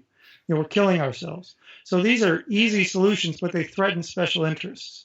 And so, it's up to us to be part of a revolution to take control back from the psychopaths at the top that don't care about the future, right? They figure they care about the next 3 generations of their kids, and then after that, they don't really care about their kids, maybe. And they figure they can put them in biodomes and things and floating islands, and their kids will be okay. We can't afford to wait for them to be convinced to do the right thing. We have to take the power and do it ourselves, right? We have to cut them out of the conversation. So that's where I'm coming from on that. That's some of my thoughts on that. Yeah, I'd be kind of curious, Marcus, where do you kind of fall between those? Do you think it's more we need to individually educate people so that we can build up this mass movement? Or do we need to be just educating people on the mass movement that's already there? And furthermore, does it incorporate solutions, like Niall saying, of agriculture being one of the main driving points, or are there other fixes that we need to consider? I think I'll go with a little bit of a 75-25 from about 75% of what Niall is saying, I feel is imperative. Um, we have to, go back old fashioned, exactly like he was saying. Um, Plants themselves, they're our best friends, and we need to start, using them, planting the actual trees and plants which actually absorb that carbon, that it can harness it. And we also should focus on the people as far as not necessarily education, but I feel, and this kind of ties in with healthcare and preventative care and things like that. Also, if we can put more organic and healthy food that in those poor neighborhoods, because like Tony, I grew up in those same kind of neighborhoods. If there's a choice and it's comparative in price or cheaper, it will encourage more of those people to take that approach, and that will help us dramatically reduce our carbon footprint also. So I would take both of those approaches, but I was something that I was reviewing a couple of days ago, and it talked about Jack Hare. Jack Hare was really big on the hemp project, and it was help end marijuana prohibition. He focused more on the hemp side for all the different actual textiles, cement. Let's see, I wrote down a little list. Fuels and the petrification of carbon is a big thing which hemp does. And so, with all this infrastructure which is falling apart in the country all over, it needs to be rebuilt. And if we really want to go for a green economy, we could use hemp to rebuild a lot of these structures. And when we have these structures that are built out of hemp, it will be able to absorb that carbon, trap it in, and petrify it. And so once it's in there, it will continuously absorb more and more carbon. And so if we do that approach, we go with what Tony's talking about also, as far as trying to change the food patterns and stuff in those lower income areas. And then we go with a lot of the approaches now was talking about, the old school approaches, uh, trying to get more of the herds back and letting the natural foliage grow back that was there originally, some of the wildflowers and some of the wild tall grasses and things. I feel like all of those things combined could really, really make an impact and slow things down.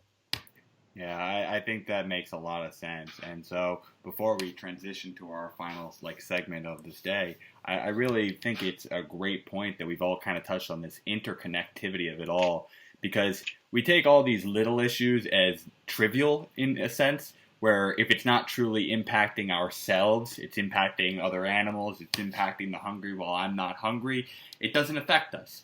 But truly it shows that all of these things do combine to factors that at the end of the day do impact us, and we need to take it seriously and not for granted.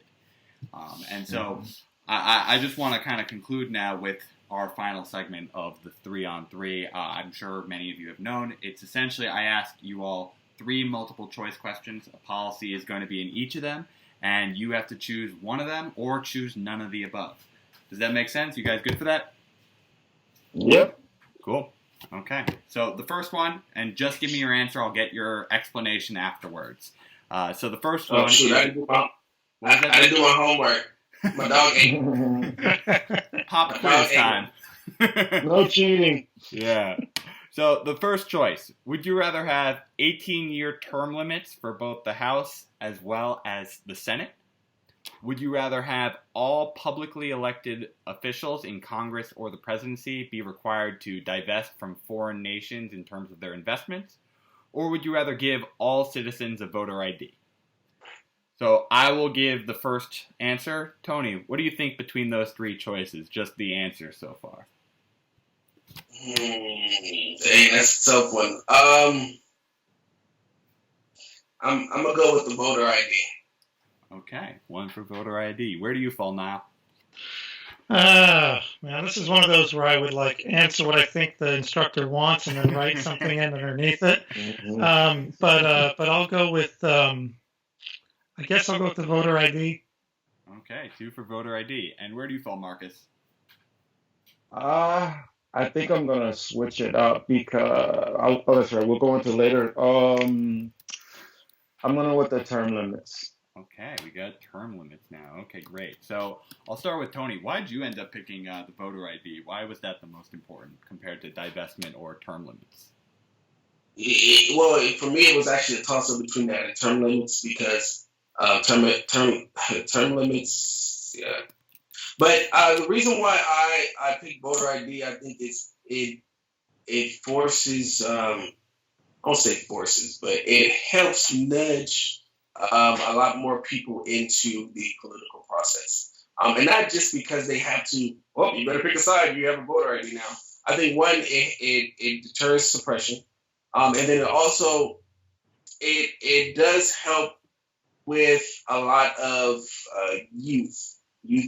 I think obviously it's just a commonality that the youth aren't involved in politics because they're the youth. That's the reason. I mean, of us as the youth were really involved, but I think that to have them have that idea early gives them a sense of purpose and empowerment and being able to actually help structure society and things that help benefit them more so than anything.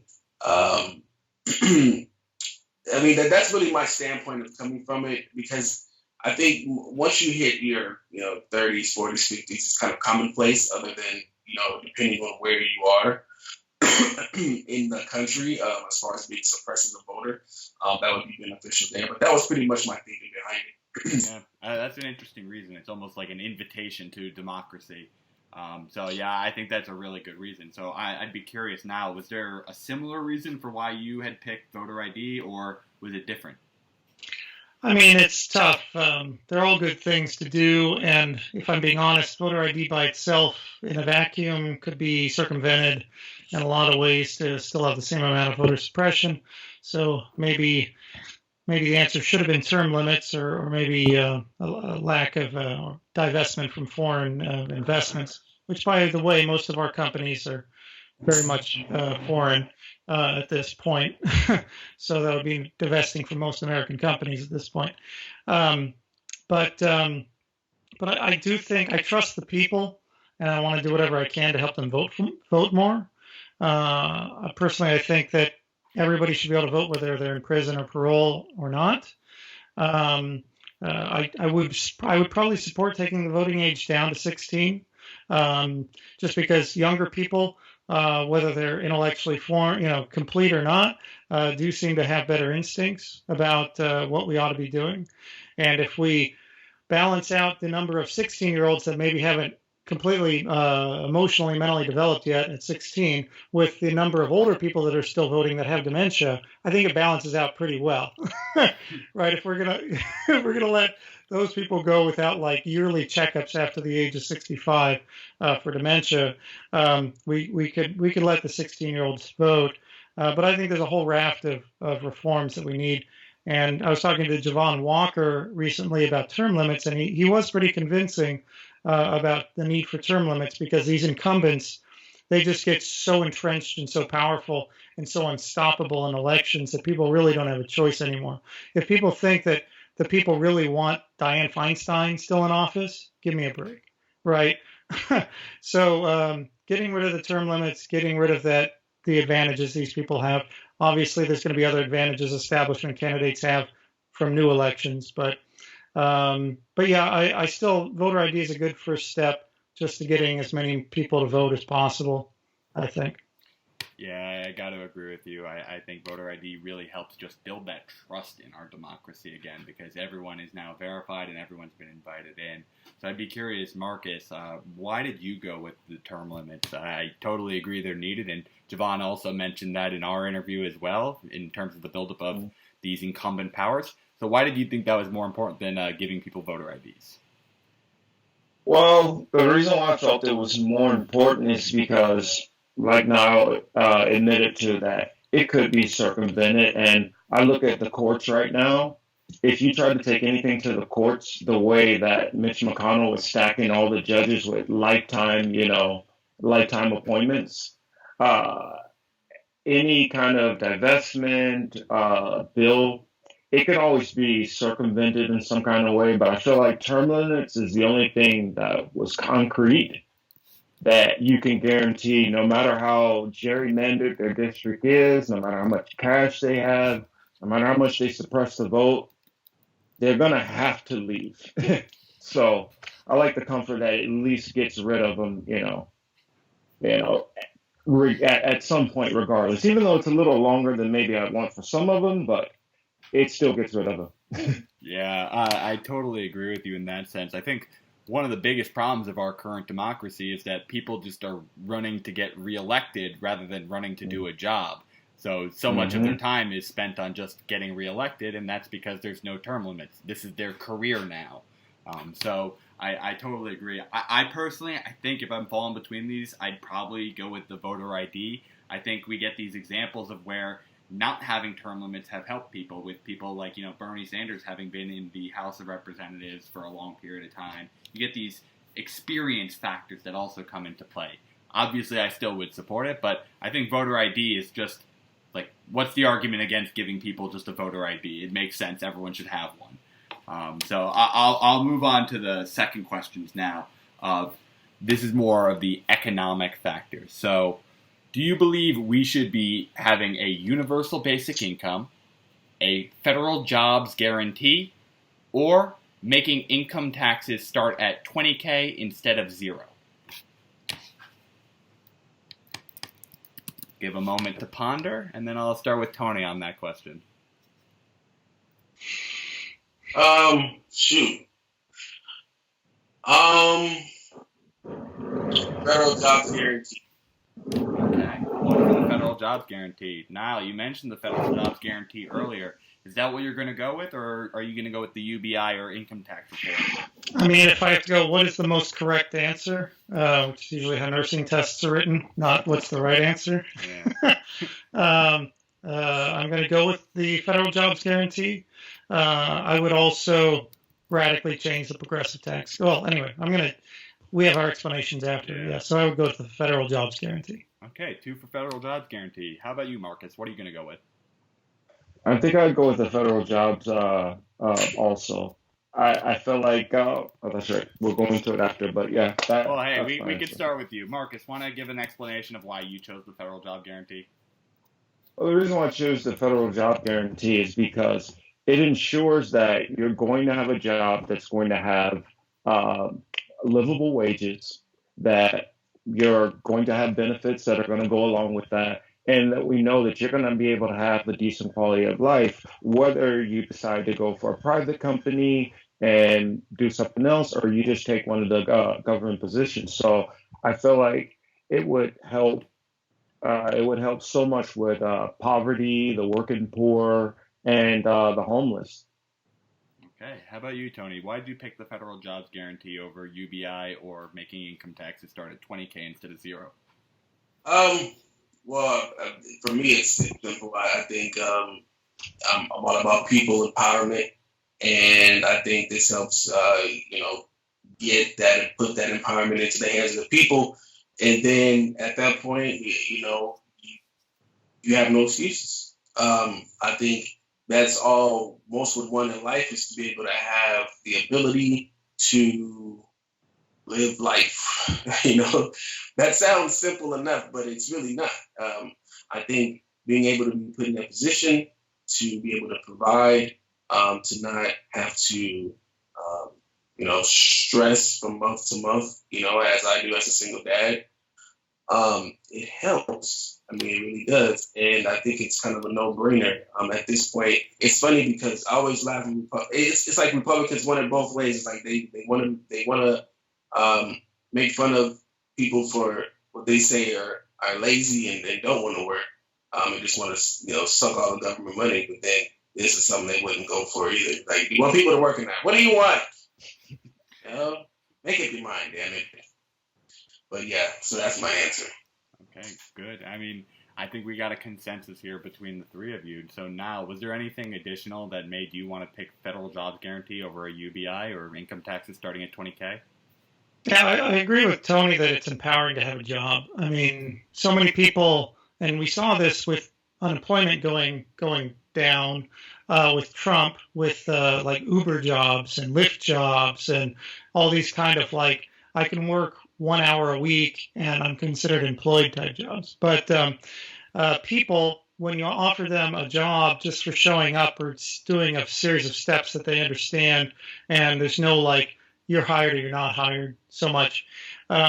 It's just you show up. Okay, we're gonna go rake the forest today, like Trump wants us to do. But yeah, I think it's empowering, and I think it's much easier to sell also to the American people that you can give these people a living income and benefits for doing jobs the community needs.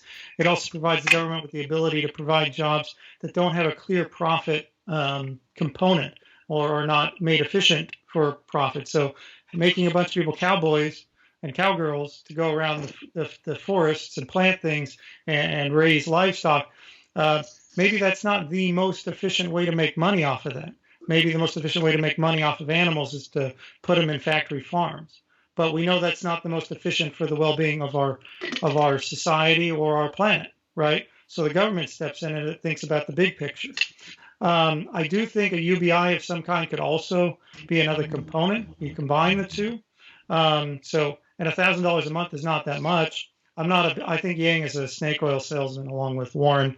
But I do think if you include these things, well, I mean, if you listen to Yang, he's like, we've lost. We just submit to your technological overlords because nothing good is ever going to happen, and you can't have any power to shape your society. So here's $1,000 a month, $12,000 a year to live on like an animal.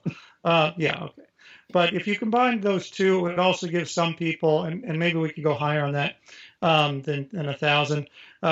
You would give some people the opportunity to maybe start some independent career. Maybe they could try to be an artist, right? Of course, you could do that with a federal jobs guarantee too, but maybe they want to do something in their own way that doesn't fit in with what the government's offering at the time. Or maybe they just have a little more spending cash while they're going to school, these kind of things. So I like both of those, but I think the federal jobs guarantee is a bigger and more important component. Some people who advocate for it only want it to be like menial jobs, and I wouldn't support. I would support it over nothing, but I would prefer it to be a much more diverse set of type of jobs and qualifications and tiers of employment and professionalism. Also, it's a great way to educate people, to give them job training on the job. Yeah, I think those are all very great reasons why we need to increase the amount of jobs programs we have, because there is a ton of work that we need to do, and it's more than just having these menial jobs. However, this will probably be one of the few times I actually disagree with my group on the choice that they picked. I personally would go with a universal basic income, and I think it kind of goes to the point that Tony made before, in that it gives you the freedom to choose and make your life and actually live your life. You have a lot of these people who are unable to potentially work a lot of the jobs that the government could provide, in the sense of you have people who are disabled, you have stay-at-home mothers, and a lot of other people who taking on a job might be difficult for them to do, and the actual retraining processes currently are not particularly efficient. So if we were to have a federal jobs guarantee, we'd need to at least have a reform of our skills training programs. And so I think simply lifting the floor so that regardless of who you are, you have at least some money in your pocket for basic survival, and you can make your success on top of that, I think is incredibly important. But I totally agree. There is a lot more jobs we can be putting people to, and that we have a lot of people who are unemployed unnecessarily, and the Republicans need to get their minds around, yeah, you want us to be the working like class Americans, bring manufacturing back here, and all these great things. Okay, let's do it. Sign up. It's going to cost something. You're going to have to pay these people, but let's get it going. So I totally agree with you guys that it's still needed, and that's why it's still on this list. So I'll turn now to the last question. So these are on the topic of legalizing things. So here are the three things. Would you rather, and you remember, you can always pick none of the above, because I feel like this may warrant it finally for some. Would you rather legalize gambling, legalize prostitution, or decriminalize border crossings? Okay, I'll start again from the top of the lineup. Tony, what do you think on that? Would you rather legalize gambling, legalize prostitution, decriminalize border crossings, or none of the above?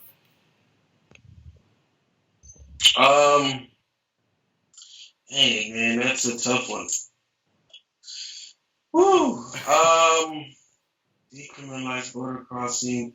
Well, I mean, gambling's already legal in a sense, because I mean, I play DraftKings, and that is gambling, and that is straight up gambling.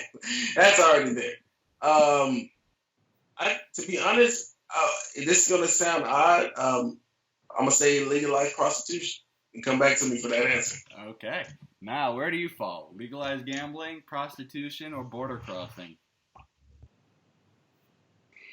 I think the one that would probably make the most impact is probably prostitution. So I'd legalize prostitution. And I'll go back for my answer on that. Okay. Marcus, where do you fall? We got 2 for prostitution.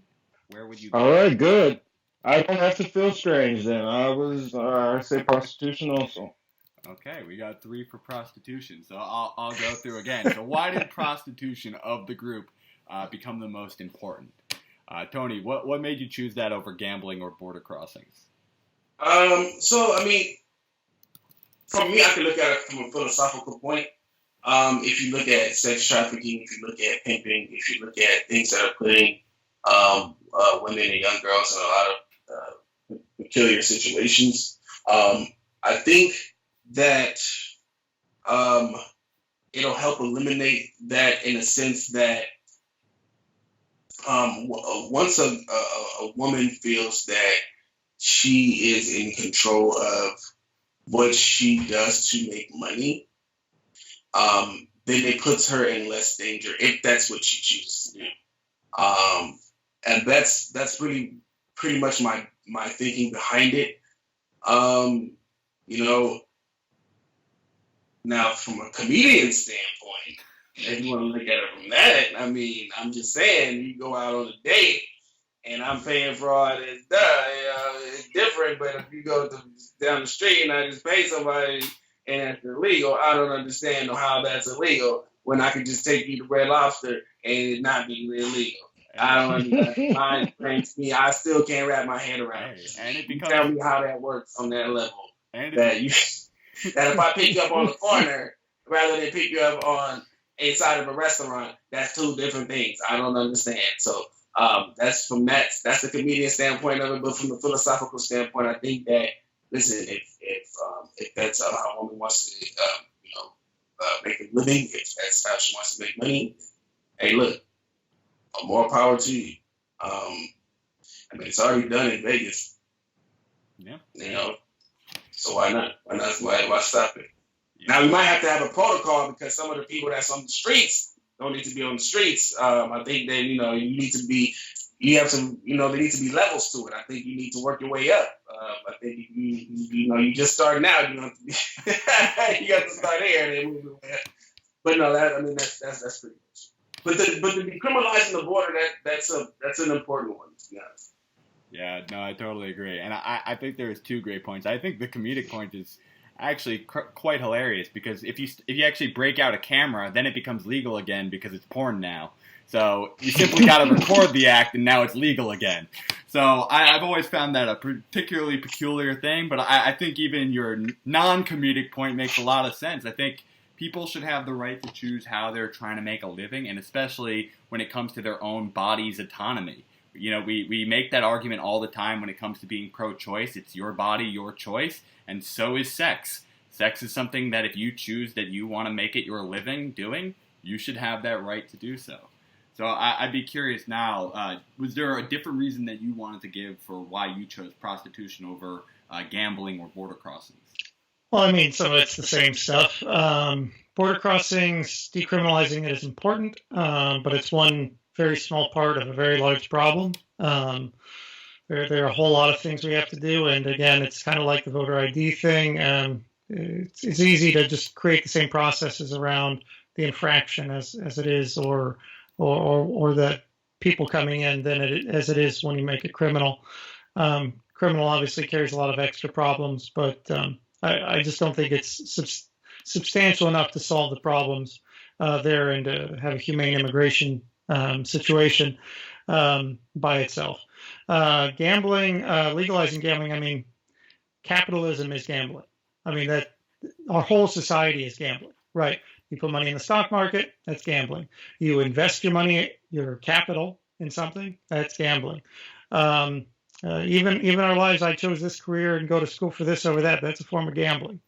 So the idea of legalizing it is kind of silly because it's already legal. It's just some people are monopolizing what parts of it are legal because they're the gangsters and they don't want everyone competing with them. I do think anything that's made off of not adding value to things and using a professional skill to things should be taxed very heavily. So if you make your money off capital gains, I think that should be the highest tax, not the lowest tax, but this is a whole other conversation. Prostitution, keeping prostitution illegal is an enormous harm to women and people in poverty in general. It's hard to describe how large the harm is. And it's not just women, it's trans people are a very large part of the prostitution community. Men are a very large part of it, usually gay men or men working for gay men. And all of these things are far more productive, are protected and made more prosperous by it being legal. So now the police, when they come in, they don't arrest the prostitute and let the John go or give him an infraction or something. They come in and the John has done something bad, and they take him to prison, and they help the woman out or whoever the sex worker is. Even I think it was Craigslist had a page where people could solicit and arrange for their meetings for prostitution, and that got taken down because of a few child prostitution people that were involved on that page. But the outcome for that for sex workers was horrible. So now they were back on the street. For a while, they were just in the forums, and you could go there, and it was much safer for them. They could kind of vet things a little bit. It'd also be much easier for someone to get a job as a bodyguard instead of a pimp. So, if somebody's abusing you as a sex worker, you can go to the police and say, hey, this guy's trying to take all my money and forcing me to work for him and abusing me and making me have sex with him in order to be my bodyguard. Whereas if someone tries to do that and it's legal, you can stop that. And I'm just, again, libertarian socialist. I'm not a authoritarian socialist. I think people should be able to make money how they see fit. And in a world where you have a federal jobs guarantee and a universal basic income, if you don't want to do that, you don't have to do that. Now, maybe there's still a big draw because maybe it's a really quick way to become a multimillionaire, right? But at that point, they can do it for a little while and then stop. If they really don't like it again, they have a decent life. They have their health care. They aren't making this decision. It's not a life and death issue for them. And they're protected by the police instead of victimized by the police. So that's my take on it. Yeah, I think one of the big things you really drew out there is how a lot of these decriminalizations is really just establishing monopoly power over activities that are already being done, whether it's border crossings and companies being able to, hire these illegal workers, and they're never the ones that get the punishment. It's just the person in that situation who was the illegal immigrant. When it comes to gambling, we're already doing it. Hell, we even have government-run gambling in the form of a lottery. So we've already done gambling there. We already have kind of prostitution, but now it's kind of in the porn industry. And we are now making it harder for people who want to just screen and make sure that they're doing it safely. It's harder for them. And I think we've seen this in prohibition in the past, whether it be marijuana, whether it be alcohol. All we're doing is making those things that are going to be demanded anyway more difficult.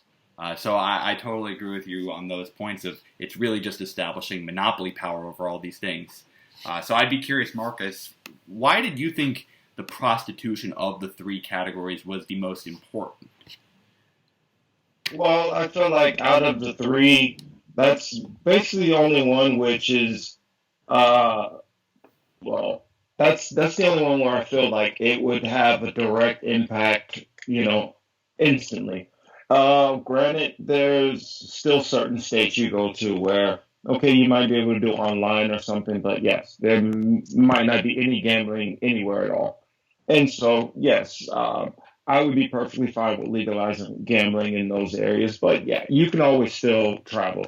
You could always, go to Las Vegas, Atlantic City, Mississippi, a Native American reservation. There's a gazillion options. And like you said before, we also have state lotteries and stuff, Powerball and the rest.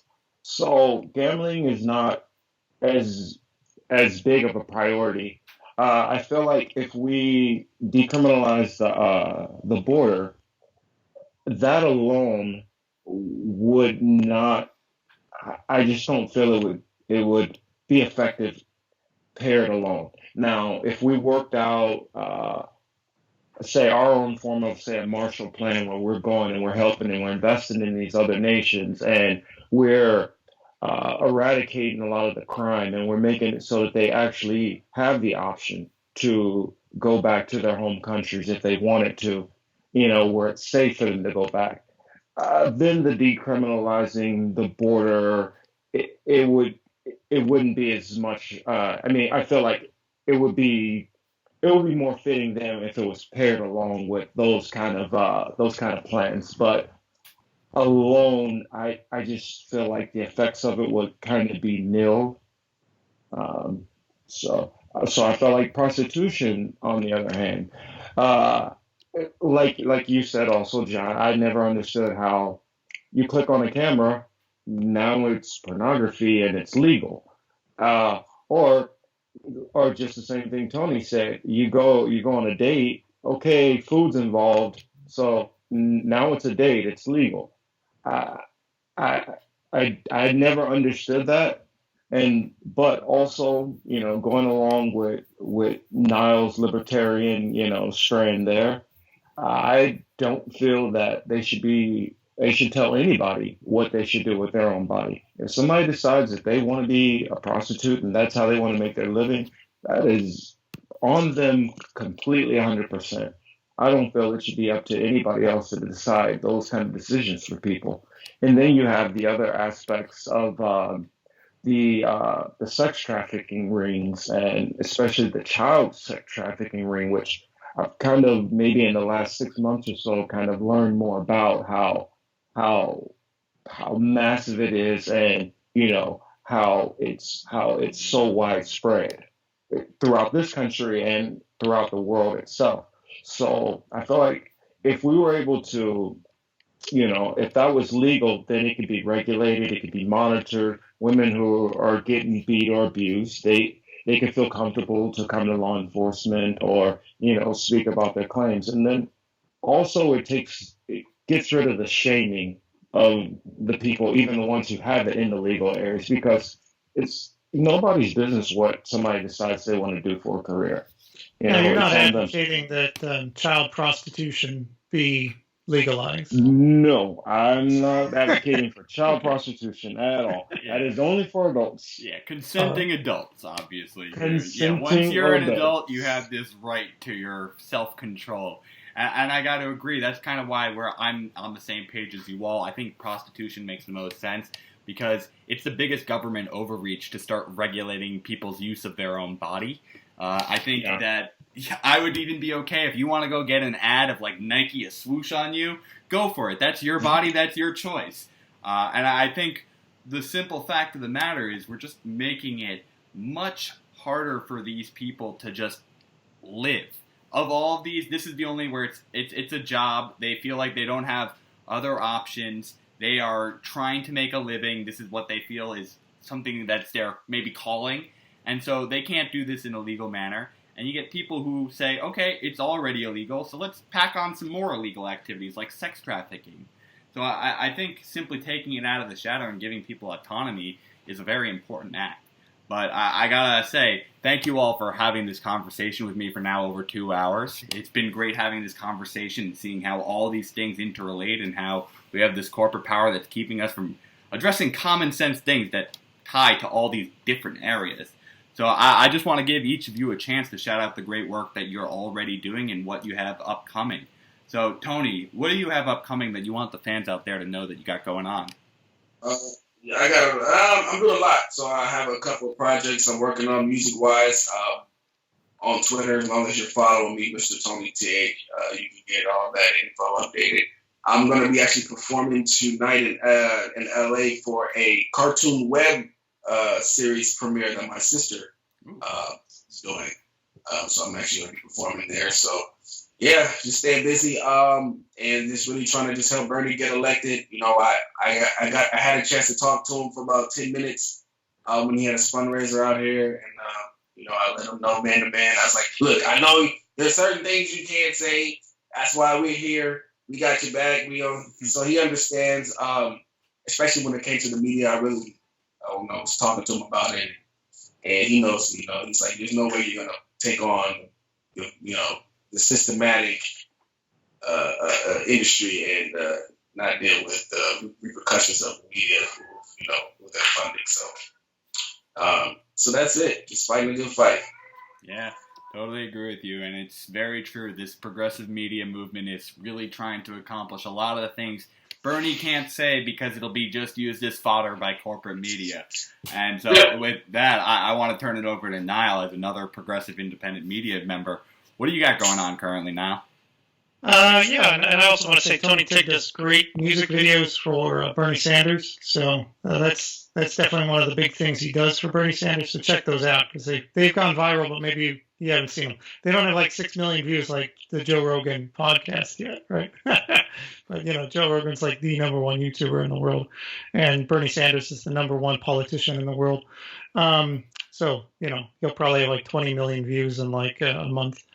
But yeah, my stuff is, you can find me at Niall Elkim on Twitter is my main fortress, NIAL ELKIM, so Niall Elkim.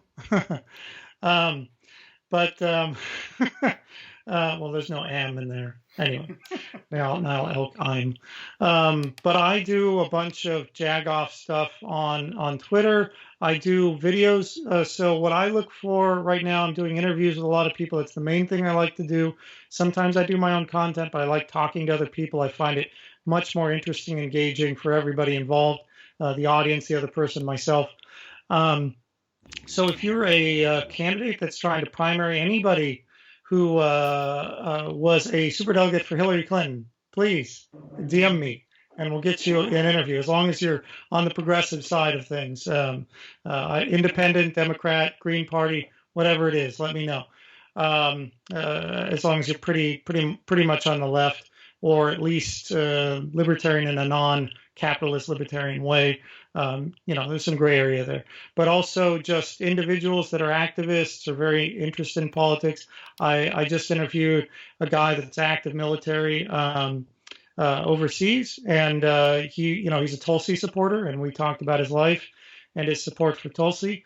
The whole community needs to be have their voice heard, and I support that. If you're a content producer like Tony Tig or Marcus writing articles, I want to talk to you too, to come on the show.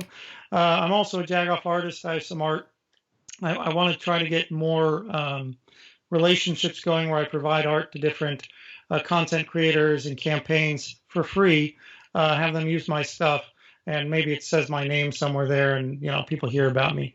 But so I want to do more of my art. I've just been really involved in this stuff right now, and then I do also write a couple things on Medium, just trying to make a difference, trying to help Bernie win. I also support Tulsi. Yeah.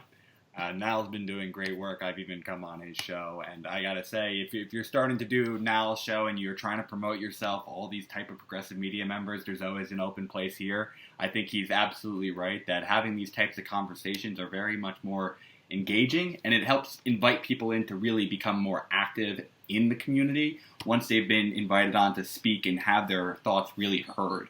So I totally agree. Make sure you guys go on their shows and consume that.